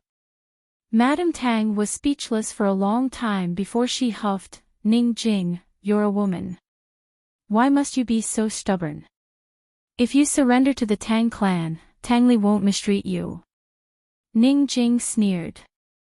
I don't care about that shameless Tang Li. If Madame Tang doesn't have anything else to say, please leave. Madame Tang stood up abruptly and said angrily, Ning Jing, do you want to waste time like this? Don't even think that the D clan can save you. I'm telling you, the Tang clan will take the arms trade. Once Tang Li takes the arms trade, it'll be your time to die. Madame Tang left in a huff. Ning Jing smiled coldly, unmoved. How could she hope for the D clan to save her? What a joke. After locking the door, Ning Jing took out the medicine Ning and gave her. Without hesitation, she soaked the powder and poured it into the flower pot on the side, leaving no trace behind. If Ning knew she'd betrayed Ning Qing and didn't tell Ning Qing about the Tang clan's true background, she'd never give her medicine again. She wouldn't even acknowledge her as her little sister. She didn't need an abortion pill. All she needed was a bottle of poison. Once she took it, she'd die and be done with it. If she continued living, she'd only be at Tang Li's mercy. She'd trick Ning Qing and steal Cloud Realm Continent's arms trade. She'd already made a mistake once. If she kept doing it, even death wouldn't be enough to atone for her sins. Actually, she should have died long ago in Medical City. If she had, Cloud Realm Trade Consortium's Council of Elders wouldn't have come to the Tang clan to negotiate. Then they wouldn't have fallen into Tang Li's trap. Thinking up to here, Ning Jing took out the dagger she always carried with her, but couldn't bring herself to do it. If this was the past, she would have been decisive and ruthless. Whether it was others or herself, she wouldn't even blink in the face of death. Those who should live, and those who should die early, right? But now she had someone to tie her down. Her hand unconsciously stroked her stomach again. She was ruthless to Tang Li and herself, but how could she be ruthless to an innocent little life? She hadn't lied to Tang Li at Medical City. She really was pregnant with his child, their child. She had imagined countless times how Tang Li would react if he found out about the existence of this little fellow. If this was the past, he'd definitely put on a good show and happily pick her up and spin her around in circles, right? But now, he'd said in Medical City that she didn't have the right to be in his arms. He'd only found a doctor to abort the child. She could either die, or flee the Tang clan and the D clan as soon as her stomach showed signs of pregnancy. Ning Jing had chosen the latter long ago, but it was simply too difficult to escape. Unless Tang Li took her down the mountain again, she had no chance at all. She only had 1 month at most. Ning Jing decided to risk it all. Anyway, the worst result was death. It couldn't be worse. After making up her mind, Ning Jing slept very soundly that night. Late at night, the elders had all left. Tang Li sat alone in the empty meeting hall. He was dressed in white like a banished immortal, but his lonely figure was like a fallen immortal who had fallen into the depths of hell, never to be redeemed or liberated. He was silent for a long time. Suddenly, he stood up and rushed out of the door like a madman. He ran all the way to Ning Jing's door. The guards on night duty were frightened by him. "Sect Master, what happened?" "Open the door," he said coldly.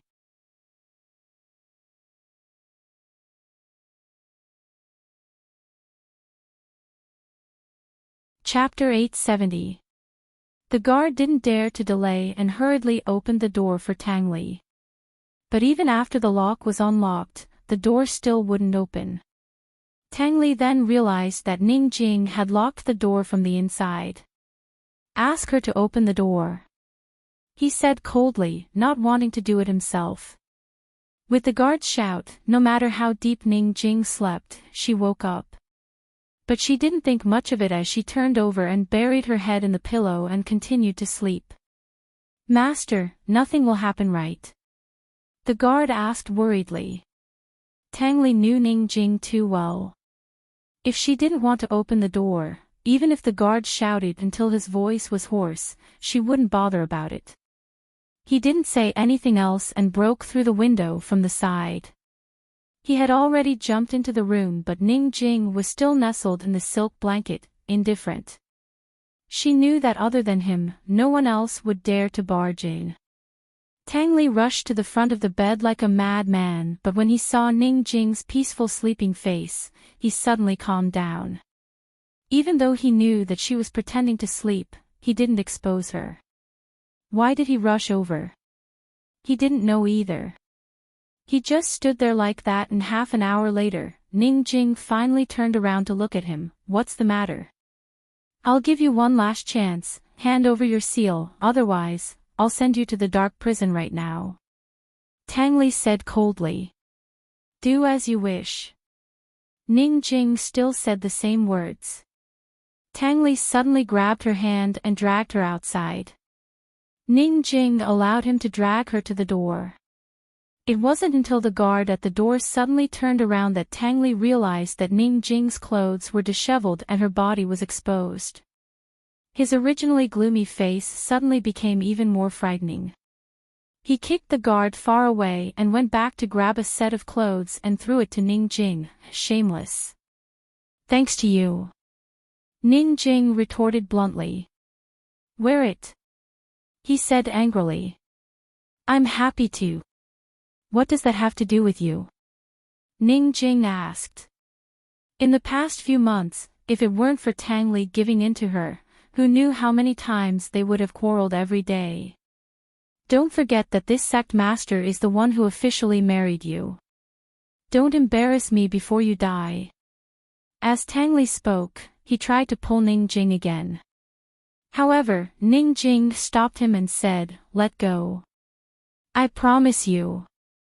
She had been waiting for an opportunity, and now that he had come knocking on her door, she naturally had to seize it. The word, whatever, just now was just for show. At least you know what's good for you. Tang Li immediately reached out to ask for the seal. Ning Jing sized him up and could not help but chuckle. Tang Li, I thought you were very smart since you were so good at acting. I didn't expect you to be so stupid. Cut the crap. Hand it over. Tang Li said coldly. Why would I carry such an important thing with me? Ning Jing asked. After you married into the Tang sect, you were still in charge of everything in the arms trade. If you don't carry the seal with you, how do you communicate with the arms trade? Tang Li asked. The people in the arms trade only followed the rules. Without the seal, no matter how many letters Ning Jing wrote, the people in the arms trade would not accept them. My letters are all transferred to someone. After he stamps them for me, he sends them to the arms trade. It's up to you to believe it or not, Ning Jing explained. Where is he? Tang Li asked. In Northernly, Ning Jing answered. Tell him to send the seal over immediately. Tang Li ordered. You are really stupid. Ning Jing scolded again. The reason why I left the seal in his hands was because my brother was suspicious of the relationship between the Tang sect and Long Fei Yi. If you do this now, you'll only arouse my brother's suspicions. Where is he in Northernly? Who is he? What does he look like? Tang Li wanted to send someone to search. His name is Ouyang Jing, one of my brother's trusted aides. He's in charge of Cloud Realm Trade Consortium's business in Northernly. Ning Jing feigned helplessness. Cloud Realm Trade Consortium doesn't have any business in Northernly. He's a businessman on the surface, but he's actually my D-clan spy in Northernly. He's the adopted son of the head of Northernly's main trade consortium. Pack up. I'll take you down the mountain tomorrow so we can search together. If you dare to play any tricks, you'll have to bear the consequences. Tang Li got straight to the point. Ning Jing played with her pretty fingernails as she said coldly, I won't go with you. State your conditions. No way I'll let you go. Tang Li understood her very well. After you get my personal seal on Cloud Realm's arms trade, you have to promise to protect my life and provide me with good food and drinks. Ning Jing said seriously. She didn't notice the flash of joy in Tang Li's eyes. He had been waiting for her to yield and compromise for a long, long time. As long as she was willing to yield a step, he would protect her life even if he had to offend all the elders of the Tang clan, his father, and the entire East Qin faction. He didn't want her to leave, much less die. It's a promise. Tang Li stuck out his pinky. Ning Jing glanced at him disdainfully. She refused to make a pinky promise with him, but took his hand and gave him a high five. But as soon as Ning Jing's hand touched Tang Li's, Tang Li suddenly grabbed her hand and pulled her into his embrace. He lowered his head and kissed her in a familiar manner. He domineeringly pried open her mouth and entered. However, after a while, Ning Jing suddenly broke free from him and looked at him with eyes filled with confusion. Tang Li instantly sobered up. His lips curled as he said with a cold smile, "I hope our cooperation goes smoothly. One more woman to warm my bed, this sect master." Before he could finish, Ning Jing sent a slap over.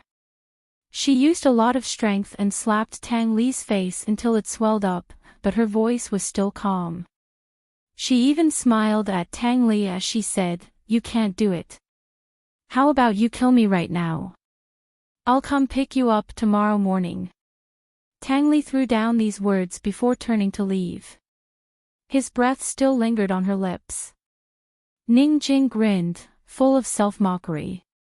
Deep into the night, Long Fei Yi, who was far away in the army, didn't know that Tang Li had fallen into Ning Jing's trap. He personally interrogated the 3 dancer spies.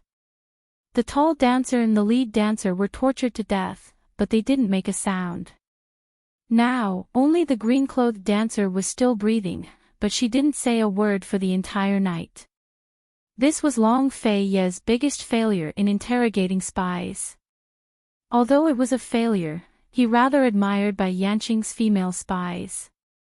After all, the torture he used the entire night was torture.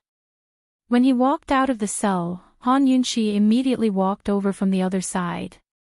She had been watching all night and didn't show her face. "Your Highness, let's keep this woman. We'll interrogate her in a few days," Bailey Yuanlong advised. He stood in front of Han Yunxi, blocking her. Long Fei Yi didn't say anything, but reached out a hand to Han Yunxi. Even if Bailey Yuanlong wasn't willing, he still had to step aside. The water prison was set up in a karst cave under the river next to the army camp. It was guarded by mermaid soldiers and was very well hidden. Long Fei Yi led Han Yunxi out of the karst cave and only let her go when they reached the shore. Bailey Yuanlong followed, but before he could speak, Long Fei Yi said coldly, "This crown prince will be leaving secretly tonight. I'll have to trouble General Bailey with military affairs." "Your Highness, are you planning to use that clue?" Bailey Yuanlong asked in a low voice. Han Yunxi was slightly startled. She didn't understand what Bailey Yuanlong wanted, but she didn't ask on the spot. "MN," Long Fei Yi instructed, "proceed as usual in the army. Both the Navy and the Army, prepare for war at any time. Also, pay attention to Tian'an and Western Zhou's movements." "Yes." Bailey Yuanlong glanced at Han Yunxi, thinking that His Highness was probably going to leave with Han Yunxi. Just as he was wondering how to persuade him, Su Donglin suddenly rushed over. "Your Highness, General, several soldiers in the kitchen camp have been poisoned. I don't know what poison they've been poisoned with, but they're foaming at the mouth and twitching non-stop. The military doctors are helpless." Long Fei Yi and Bailey Yuanlong were both startled, but Han Yunxi didn't say anything and hurriedly ran to the kitchen camp. Long Fei Yi immediately followed, leaving Bailey Yuanlong standing in place with a complicated expression. "General Bailey, shall we go together?" Su Donglin asked tentatively. Bailey Yuanlong glared at him, then left with a flick of his sleeves. When he arrived at the kitchen camp, he was shocked by the scene in front of him. Su Donglin, who'd arrived shortly after, was also shocked. Before he'd left, several soldiers were still foaming at the mouth and twitching all over. In just a short while, their skin had turned black, and even their faces had turned black. It was extremely terrifying. Han Yunxi had the poisoned soldiers take the antidote one by one, then turned to look at Long Fei Yi. I can only save one. Who should I save? Hurry up. Long Fei Yi was about to speak when Bailey Yuanlong cried out in alarm. What do you mean? Han Yunxi took out golden needles and medicine from her medical pouch as she explained, they've been poisoned by the white-lipped ringed kite. If they've been poisoned for more than 3 minutes, they'll undoubtedly die. To detoxify this poison, besides taking the antidote, you also need to find the acupoints to expel the poison. There's no time now, so I can only save one person. Hurry up and make your choice. Otherwise, you won't be able to save anyone. Also, General Bailey, you'd better hurry and inform the soldiers to be on high alert. The white-lipped ringed kites usually don't move, but once they do, they'll move in groups. There's at least 1,000 of them. It's impossible for them to only attack these few soldiers. There must be a big snake den near the camp. As Han Yunxi spoke, she tossed Bailey Yuanlong a large bag of antidote. Soak 2 large vats of water and let the soldiers drink it, just in case. Bailey Yuanlong caught the antidote. He was 70% convinced and 30% skeptical. His Highness trusted Han Yunxi, and so would he. His Highness was willful, but he wouldn't joke around with the lives of the entire army. However, Han Yunxi was still a Western Qin princess. If he had poison in his hands, the Bailey army would be completely wiped out. Long Fei picked the strongest soldier and said, "Protect him." Su Donglin hurriedly stepped forward to help the soldier take off his shirt. Han Yunxi's movements were nimble, fast, and accurate. She had her own set of acupuncture techniques, and her movements were professional, domineering, and charming. Bailey Yuanlong had already sent someone to inform him of this emergency, but he still held the antidote in his hand, hesitating. Long Fei frowned. "What are you still standing there for?" Bailey Yuanlong hurriedly turned and left. He returned to his own tent and personally soaked the antidote into 2 large vats of water. However, he didn't immediately distribute it to the soldiers. Instead, he found a soldier to test it out. The soldier took a sip and didn't suffer any major injuries. 2 military doctors stood by his side and checked his pulse every once in a while. Bailey Mingxiang rushed over when he heard the news. He was extremely anxious when he saw the soldier testing the antidote. Just as he was about to persuade him, Deputy General Zhao rushed in like a madman. "General! General! Something bad has happened. A large number of poisonous snakes have appeared in the West Camp. All the soldiers there have been bitten, and only a dozen or so have survived. So far, we've only discovered about 300 snakes. We don't know if there are any more that haven't been found yet.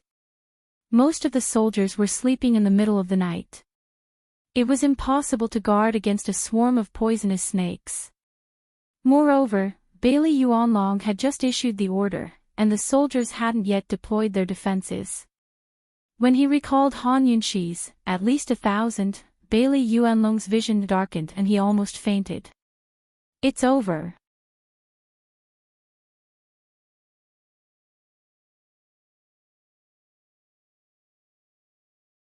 Chapter 871. Even if Bailey Yuanlong risked his life to hold on, he couldn't afford to pass out at this critical juncture. Deputy General Zhao, hurry. Pour these 2 large vats of water down. Each person should drink a mouthful to prevent the snake's venom. Everyone, be on guard and search for the poisonous snake. After Bailey Yuanlong gave the order, he immediately rushed to the West Camp. By the time he arrived, Long Fei Yi and Han Yunxi had already arrived. The ground was littered with corpses. More than 200 people, as well as several hundred bitten victims, had already taken the antidote.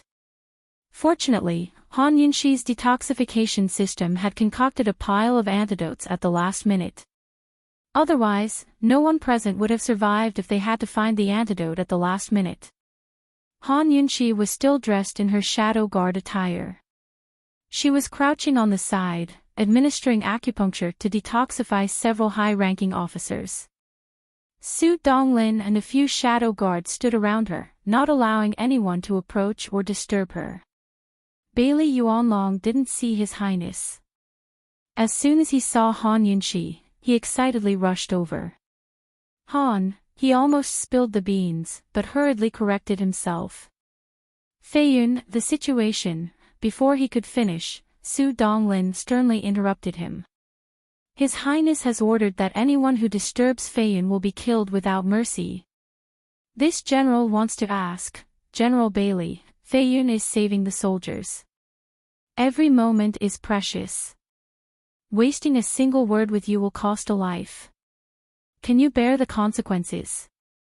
Su Donglin didn't forget to remind him, General Bailey, you'll have to take responsibility for the lives of all the people in this place. Save your energy. Bailey Yuanlong's heart skipped a beat, but he remained silent. He looked at Han Yunxi and saw that her expression was grave and solemn. Her movements were crisp and nimble. She didn't panic because of the urgency of the situation, nor did she cut back on her treatment because of the lives at stake. She was calm, and decisive. She didn't waste any time. Even the strands of hair that had fallen down were tied up by Granny Zhao. She spent every moment on saving people. Bailey Yuanlong had originally wanted to set aside the rift in his heart and sincerely ask Han Yunxi for advice on how to salvage the situation and find those snakes. He was extremely dissatisfied when Su Donglin stopped him, but after watching for a while, he saw that the faces of the guards saved by Han Yunxi had regained their color. He was wholeheartedly convinced. Of course, he did not stand there for too long. He asked the person beside him, where is His Highness? His Highness brought people to catch the snakes. The princess gave His Highness some medicine that can lure the snakes out. Su Donglin answered truthfully. Bailey Yuanlong was about to leave when he added, guard the place well. Don't let anyone disturb him. Su Donglin didn't know whether to be angry or amused, so he ignored him. Just like that, Long Fei Yi led people to find the hidden poisonous snakes, Han Yunxi rescued the injured, and Bailey Yuanlong and several deputy generals distributed the antidote to all the soldiers in the camp. The chaotic scene quickly became orderly. The white-lipped Krite's venom flared up too quickly. No matter how fast Han Yunxi moved, the number of people she could save was ultimately limited. Fortunately, the poison was discovered quickly in West Camp. Some soldiers took the antidote in time and saved their lives without Han Yunxi's needles. After Han Yunxi finished her rescue work, she didn't even take a sip of water. She immediately went to Long Fei Yi. After understanding the situation with Long Fei Yi, she split up with him. It was much easier for Han Yunxi to find the poisonous snakes than it was for Long Fei Yi. She didn't need to use special medicine to lure them out. She only needed to activate the detoxification system to find the location of the snakes. It wasn't until the afternoon of the next day that all the work was basically done. Your Highness, there are 375 dead, 130 wounded, and 171 who recovered by taking medicine. Feiyun managed to save 29 people. We've already notified the families of the deceased and arranged for them to be comforted. The injured have all been arranged to recuperate in East Camp. All officers and soldiers in the camp have taken the antidote as a precaution. With that, Bailey Yuanlong fell to his knees. This general has disobeyed military orders and caused a great disaster. Please punish me, Your Highness. Long Fei Yi sat on the tiger-skin chair and leaned forward. His fingers were interlocked and pressed against his lips as he stared at Bailey Yuanlong with deep, cold eyes. He didn't say anything for a long while. Han Yunxi sat to the side, holding a dead white-lipped Krite in her hand.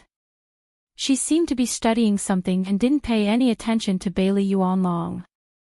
Seeing that His Highness didn't say anything, Bailey Yuanlong glanced at Han Yunxi, his eyes gloomy.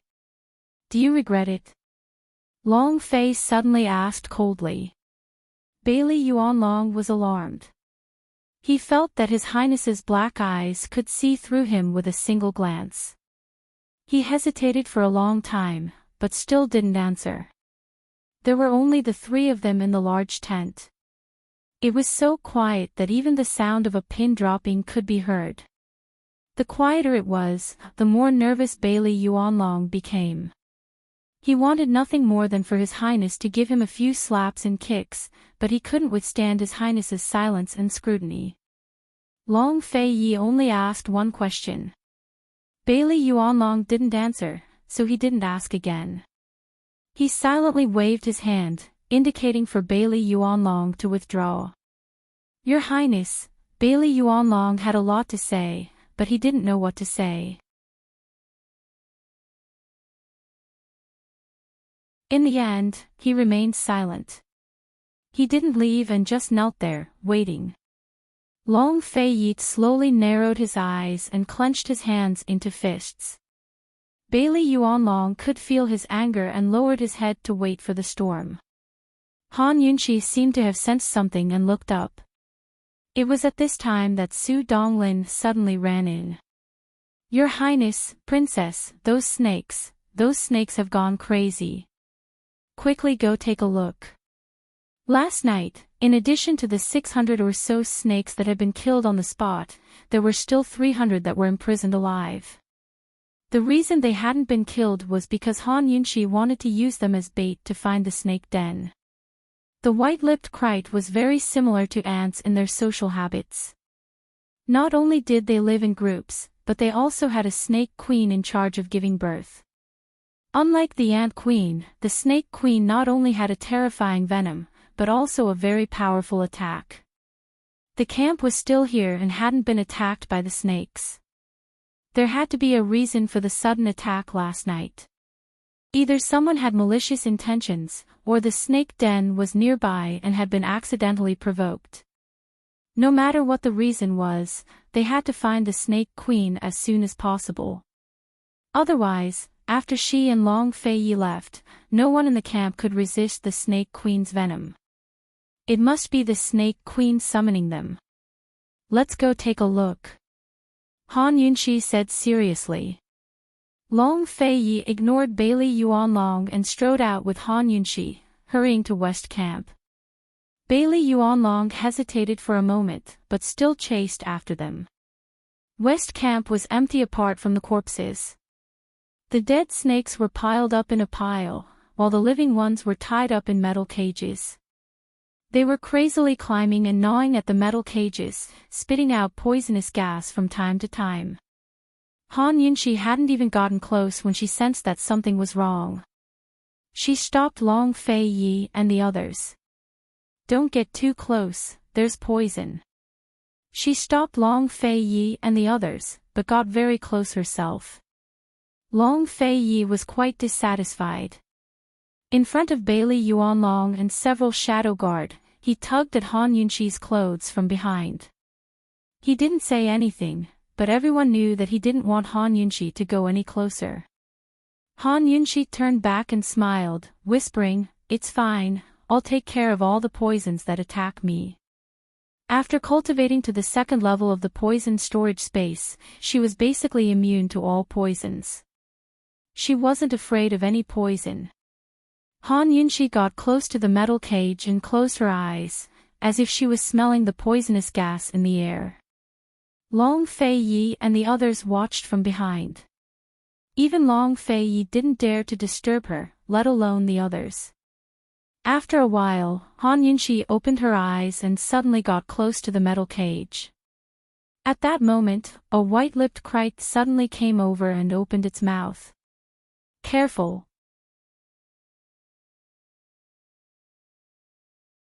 Long Fei Yi pulled Han Yunxi back and scolded, "You're crazy." "I'm fine." "Really? The metal cage can't stop it from biting me," Han Yunxi said helplessly. She hated being disturbed when she was working. Unfortunately, the one disturbing her was Long Fei Yi, so she could only endure her temper. "What are you doing?" Long Fei Yi asked. "There are two kinds of poisons in the air. One is the poison released by the Snake Queen and the other is the poison released by these poisonous snakes. The two poisons have different characteristics, but they can find each other in the air and combine to create a new poison that can spread to a radius of 100 li," Han Yunxi said as she gently pushed Long Fei Ye's hand away and moved closer to the metal cage. "The Snake Queen's poison is very strong. Before the snake's poison can spread, the Snake Queen's poison has already found them. There's already a new poison in the metal cage and it's starting to spread. Then won't everyone be poisoned?" Bailey Yuanlong anxiously asked. The East Qin army wasn't just stationed here. There were several scattered camps scattered over a radius of 100 li. Moreover, after the ceasefire, there were more and more civilians returning to their homes. If the poison spread, the consequences would be unimaginable. Bailey Yuanlong regretted his words as soon as they left his mouth. It would be strange if Han Yunxi didn't take the opportunity to ridicule him. Who would have thought that Han Yunxi wouldn't waste words and said coldly, "They won't. This poison is their communication signal and is equivalent to human language. It won't hurt anyone. General Bailey, don't worry." Bailey Yuanlong was a bit embarrassed. He nodded and didn't say anything else. Based on the poison, this Snake Queen must be over 100 years old. "It won't be easy to deal with," Han Yunxi said seriously. "Princess, the giant python you and His Highness killed was said to be over 1,000 years old. How could a mere 100-years-old Snake Queen not be easy to deal with?" Bailey Mingxiang couldn't help but ask. "It's easy to deal with, but the group of snakes guarding it isn't." Han Yunxi sighed. "You mean there are still poisonous snakes in the snake cave?" Long Fei Yi was shocked. "Yes." Han Yunxi nodded. "A snake cave with 100-years-old Snake Queen must have more than 1,000 poisonous snakes. I'm afraid it's as rare as phoenix feathers and qilin horns. Once the poison spreads and the Snake Queen senses it, they'll probably swarm out in full force. This is the white-lipped kite, which is very difficult to deal with." Only then did everyone understand what was going on. "Princess, then can we control the poison and prevent it from spreading?" Su Donglin asked anxiously. "It'll be fine if we just kill these poisonous snakes. But if we do that, we won't be able to find out where the snake cave is, nor will we be able to find out why these snakes are attacking the camp.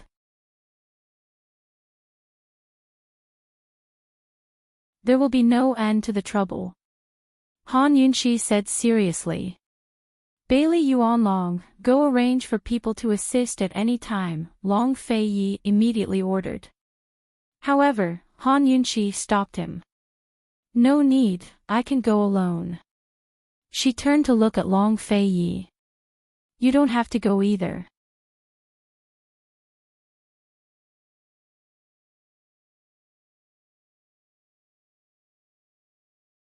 Chapter 872. He didn't have to go either. This was the first time in Long Fei Ye's life that someone had said something like that to him. No matter what it was, everyone was always asking him to go, hoping that he would go, begging him to go. This woman, on the other hand, actually told him that he didn't have to go. Long Fei Yi raised an eyebrow and asked in return, "Are you sure?" How was he asking her a question? His tone was a blatant threat, a warning. If Han Yunxi answered yes, he definitely wouldn't be polite. Unexpectedly, Han Yunxi didn't get it. Her face was still serious and solemn. "I'm sure. That snake cave is too dangerous. I can go alone, but it'll be very dangerous for all of you." For a moment, the whole place quieted down. Everyone looked at Long Fei Yi.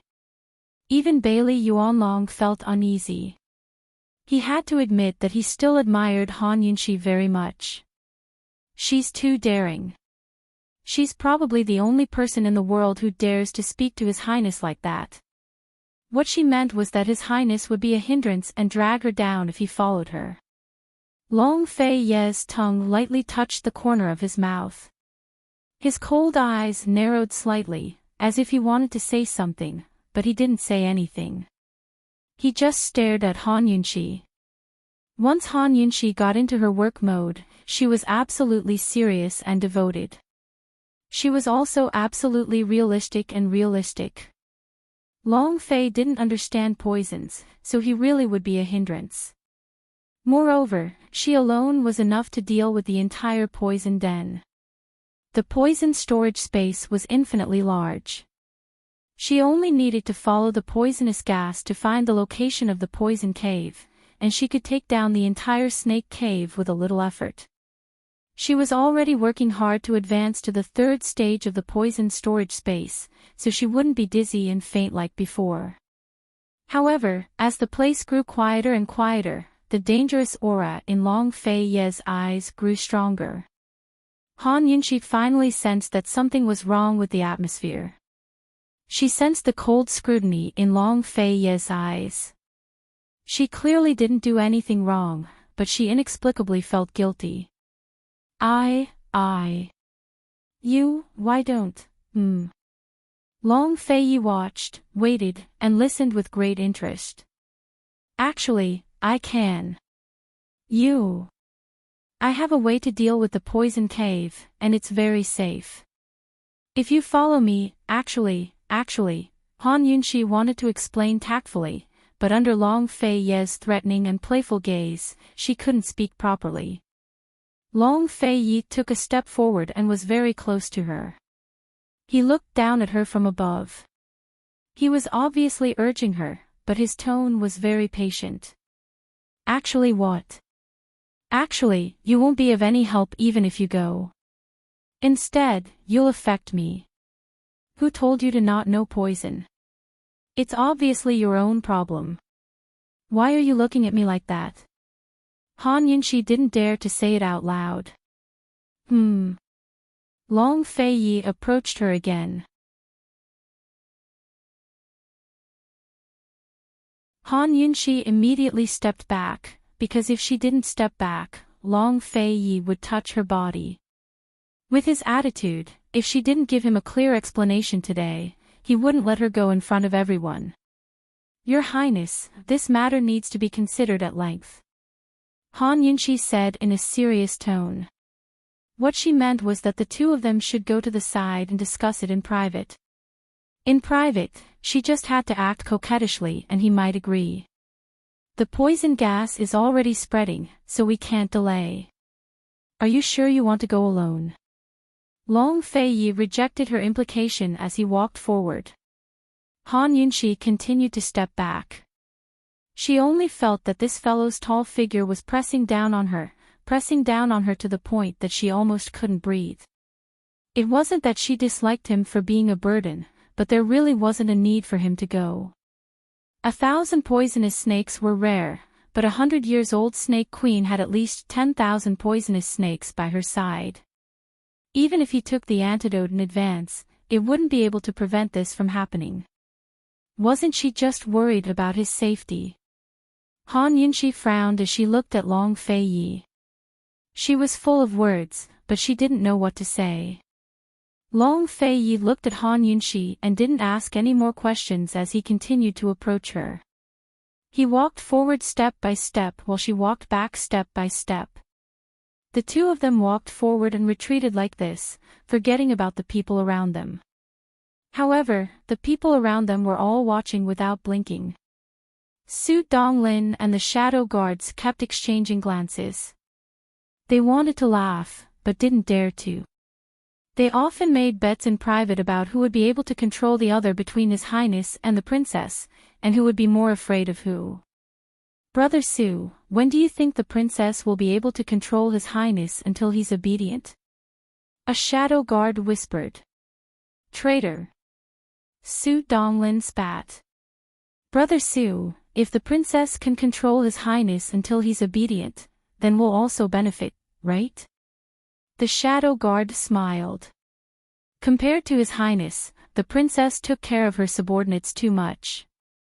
When Bailey Mingxiang heard Su Donglin and the others' discussion, he couldn't help but bite his lip. No one knew what he was thinking. Bailey Yuanlong blew his beard and glared. The more he looked, the angrier he became. These two were really too much. Although there were no outsiders in the military camp, and although Han Yunxi was disguised as a guard, they still couldn't flirt in public like this. What kind of scandal was this? It was simply a disgrace to the military's prestige. Your Highness, the situation is urgent. Please make a decision as soon as possible. Bailey Yuanlong couldn't help but remind him loudly. Long Fei Ye's tall figure blocked Han Yunxi's line of sight. She took a big step back and glanced sideways at Bailey Yuanlong. Seeing that he was a bit far away, she whispered, "Long Fei Yi, stop messing around." Long Fei Yi ignored Bailey Yuanlong and said coldly, "Han Yunxi, this crown prince will ask you one last time. Are you sure this crown prince doesn't need to go?" Han Yunxi sighed inwardly. Although she was afraid, she still went all out for this guy's safety. "I'm sure." Before she could finish speaking, Long Fei Yi took another step forward. She reflexively looked down and saw the tip of his foot pressing against hers. Han Yunxi took another step back, but her back suddenly hit the outer wall of the tent. There was nowhere to run. Long Fei Yi took one last step forward and leaned against the outer wall with one hand. He lowered his head and finally lowered his incomparably sexy voice, so low that only Han Yunxi could hear it. He said, "Han Yunxi, are you sure you want to try?" Han Yunxi was about to cry. Only today did she realize how much of a bastard Long Fei Yi was. "You're threatening a woman. Shameless." She angrily cursed in a low voice. "I'm only threatening you." He had an indifferent look on his face. "Is it not a threat if you're only threatening me? It's also shameless." Han Yunxi retorted. "I'm only shameless to you." Long Fei Yi said again. "Are you not shameless just because you're shameless to me? You scoundrel." Han Yunxi cursed again. Long Fei Yi calmly said, "I'm only shameless to you." Han Yunxi was about to speak, but she suddenly stopped. She realized that if they continued arguing like this, it would simply be an endless loop. Long Fei Ye's hand on the wall fell onto her shoulder and gently patted it. "Let's go. The poison gas has already spread. Hurry up." Han Yunxi was very depressed and unwilling. Why was it like this every time? She was always suppressed by him. She thought that this time the situation was urgent, so she wouldn't argue with him. Next time, she would definitely fight to the end. "You can go, but you have to listen to me." This was Han Yunxi's final insistence. "Okay." Long Fei Yi readily agreed. After the two of them had finished their private discussion, Long Fei Yi turned to look at everyone and said coldly, "Bailey Yuanlong, make arrangements for the aftermath. Su Donglin, bring your subordinates and follow me." "Yes." Su Donglin was overjoyed and finally moved with His Highness and the princess. Bailey Yuanlong, however, knelt down and said seriously, "Your Highness, this general requests to go with you and avenge our dead brothers." Long Fei Yi pretended not to hear and turned to leave. Only the heavens knew how angry he was at Bailey Yuanlong's mistake. Bailey Yuanlong hurriedly chased after him and knelt in front of Long Fei Yi to block his way. "Your Highness, this general will die 10,000 times without hesitation. I don't ask for merit to make up for my mistakes. I only ask to avenge my brothers and comfort their souls. I beg your Highness to grant my wish." Han Yunxi didn't say anything. She subconsciously looked down and felt that with Long Fei Ye's temper, he would probably send him flying with a kick. He was the most terrifying when he was silent. However, just as Long Fei was about to flip out, Bailey Mingxiang suddenly rushed over and knelt beside her father. "Your Highness, my father is the head of the army. Whether he made a mistake or not, he should personally go to the Snake Cave and resolve the crisis for the soldiers. This is his responsibility, as well as my mermaid clan's responsibility to the East Qin army. He no longer has this right." Long Fei finally spoke. "Your Highness." Bailey Yuanlong was greatly shocked and repeatedly kowtowed. Bailey Mingxiang couldn't refute and kept kowtowing with her father. Han Yunxi's eyes flashed with impatience as she coldly said, "Long Fei, this trip to the Snake Cave is very dangerous. We can't let him get away with it. I need someone to lead the charge. If he's not afraid, then let him come." Bailey Yuanlong immediately raised his head. "This general is not afraid. I beg your highness to grant my wish." Bailey Mingxiang was greatly shocked. Her father didn't understand poison at all and his martial arts were only average. If he led the charge, he would undoubtedly die. She quickly sent a pleading look to Han Yunxi, but unfortunately, Han Yunxi didn't even look at her. "Are you sure?" Long Fei asked Han Yunxi. "I'm sure. I'm just afraid he won't dare when the time comes," Han Yunxi replied. "Even if it's a mountain of blades or a sea of flames, I won't shy away from 10,000 deaths." Bailey Yuanlong's attitude was clear as he ignored Bailey Mingxiang who kept tugging on his sleeve. Long Fei didn't say anything else as he pulled Han Yunxi away. Bailey Yuanlong was overjoyed and quickly chased after them. Bailey Mingxiang followed beside him, anxiously advising, "Father, His Highness is still angry. It'll be fine once he cools down. The East Qin army is still counting on you to lead it. Father made a big mistake this time. What's the use of His Highness calming down?" Bailey Yuanlong blamed himself. In fact, when His Highness asked him if he regretted it, his answer was no. Even if he blamed himself, he still didn't regret it. It was for no other reason than that he couldn't take such a big risk. He had weighed the risks. The risk of the entire army being wiped out was the risk of testing the medicine first, while the risk of stalling for time was the sacrifice of several hundred soldiers. Han Yunxi was the princess of Western Qin in the end. He couldn't be completely unguarded like His Highness. "Father, why are you sulking with the princess?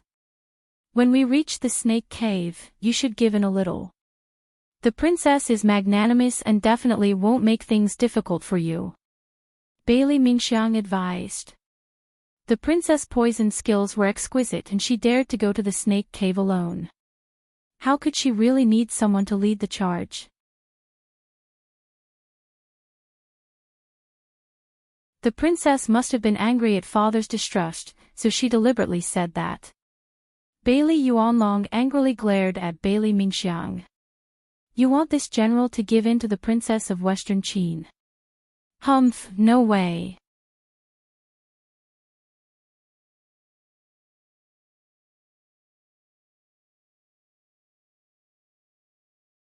Chapter 873. Faced with Bailey Yuanlong's stubbornness, even someone as good-tempered as Bailey Mingxiang was about to get angry. "Father, if something happens to you, who will lead our East Qin army?" Bailey Yuanlong's eyes flashed with bitterness. His Highness has his own plans. Han Yunxi had made things difficult for him, but His Highness had acquiesced. Could he still continue to lead the East Qin army? Not long ago, he had threatened His Highness with retiring and returning home, but he never thought that he would end up like this. "Father." Bailey Mingxiang's heart ached. She had never seen her father this helpless and sad. Bailey Yuanlong looked as if he was facing death. He thought that dying to avenge his brothers was better than being demoted after returning to camp and losing face. It's all because of these poisonous snakes. Bailey Mingxiang was about to cry. Facing her father in danger, facing life and death, no matter how gentle her temperament was, she would still be anxious. She really hoped that the princess wasn't serious. Bailey Yuanlong suddenly looked over and muttered to himself, everything was fine, so why did this snake disaster come so suddenly? The princess just said that we can only find out when we reach the snake den, Bailey Mingxiang replied. Bailey Yuanlong was silent for a while, then said in a low voice, if she wants to attract poisonous snakes, it's only a matter of thought. Sure. Father. Bailey Mingxiang was shocked, afraid that the two in front of her would hear. If it weren't for her father's distrust, today's disaster wouldn't have happened. Bailey Yuanlong wasn't afraid. After pondering for a while, he said, if even 1,000 poisonous snakes are rare, then how big is the snake den? If such a big den really came out in full force, no matter how high her poison skills are, how can she deal with it alone? If she doesn't let everyone follow, I'm afraid. Father, don't make wild guesses. Bailey Mingxiang angrily interrupted. She had never forced herself to lose her temper in front of her father. This was the first time. Mingxiang, don't forget that she's a Western Qin princess. If she knew she was a Western Qin princess, she might not have saved your life back then. Bailey Yuanlong reminded her. Father. What about you? You're a girl, what do you know? She treats you well, so you. Father, I believe in His Highness. Bailey Mingxiang interrupted Bailey Yuanlong. Father also believes in Your Highness, but one must always be on guard against others. I am shouldering the lives of tens of thousands of East Qin soldiers. Father cannot afford to gamble, Bailey Yuanlong said coldly. Bailey Mingxiang simply turned his head away, not wanting to say anything more. Bailey Yuanlong also ignored him and immersed himself in his own speculations. Han Yunxi and Long Feiyi walked at the front, following the poisonous gas all the way to the forest west of the military camp.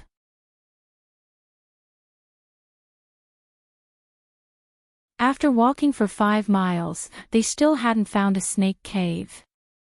It's so far away. Even if the snake den is disturbed, they might not be able to find the barracks, right? Han Yunxi whispered. The white-lipped Krite wouldn't attack people for no reason. It was either lured out by someone or disturbed. She originally thought that the snake cave was not too far away from the military camp, and suspected that the daily activities of the military camp had interfered with the snake cave. But now, it seemed that this snake disaster was more like a man-made one.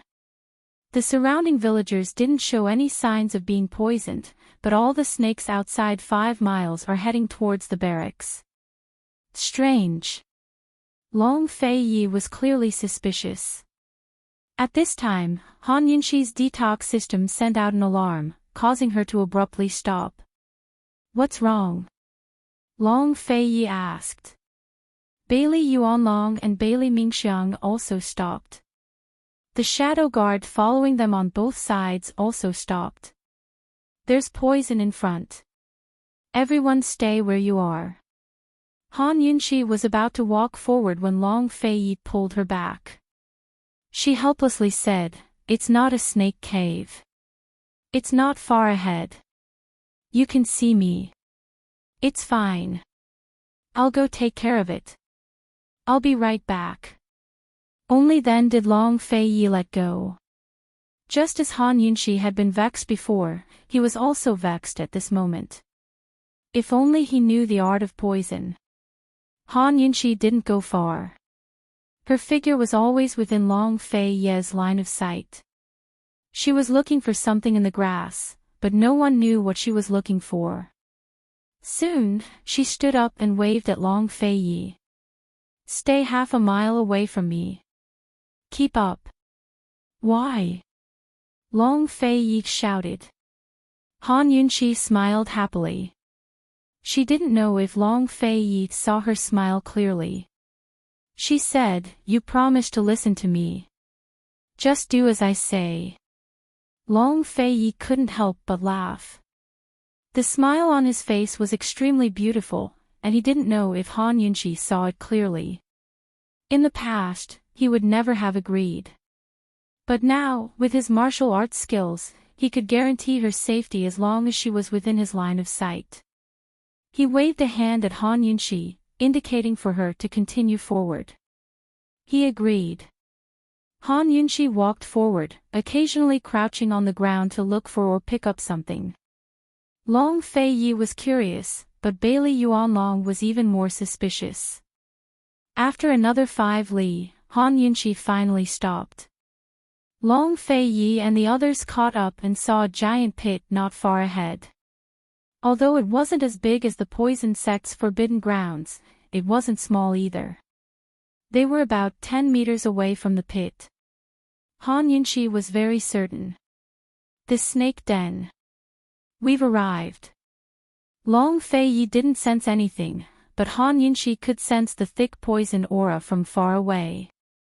The detox system checked the poison level of the entire snake den and compared it with the poison level of an ordinary white-lipped kite. It estimated that there were at least 20,000 poisonous snakes in this den.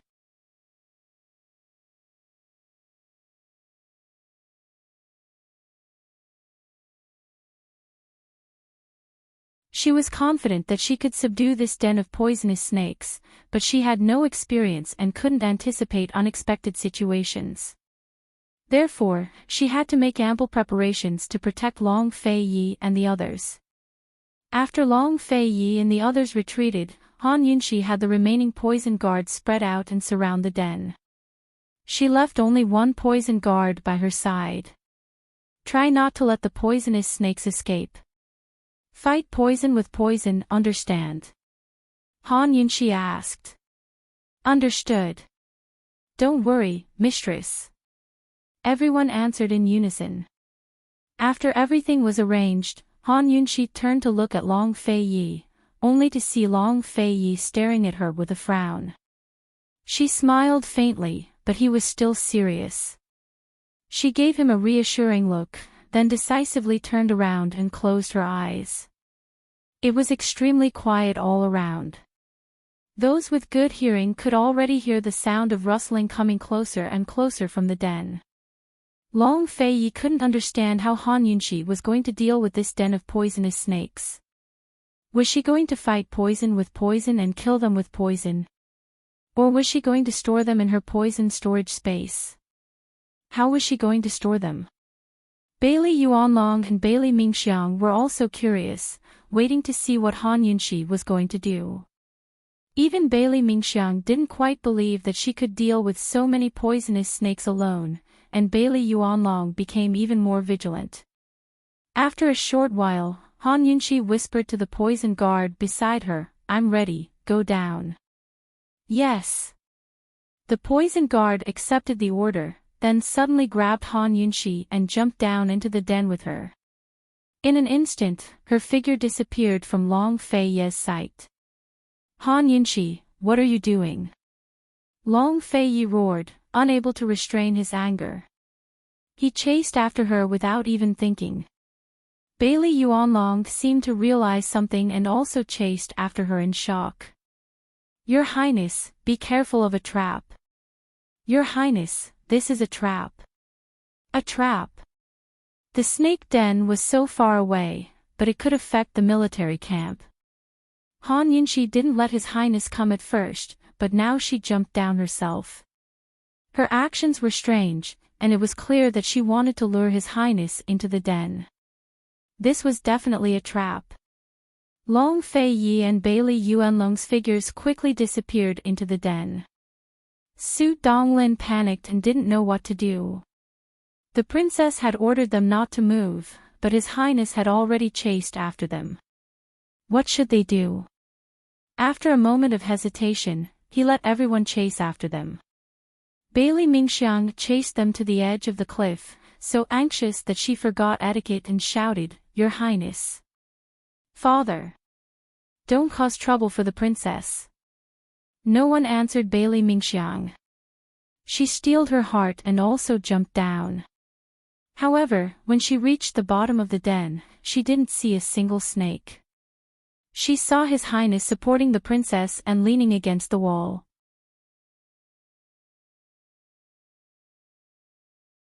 Her father and Su Donglin were all looking around, as confused as she was. Where were the snakes?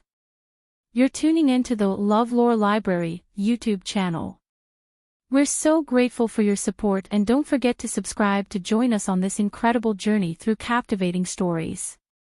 Your generosity through donations truly makes a world of difference, as it's the primary source of revenue that allows me to expand and enhance this channel for you. Thank you from the bottom of my heart for being a part of this adventure.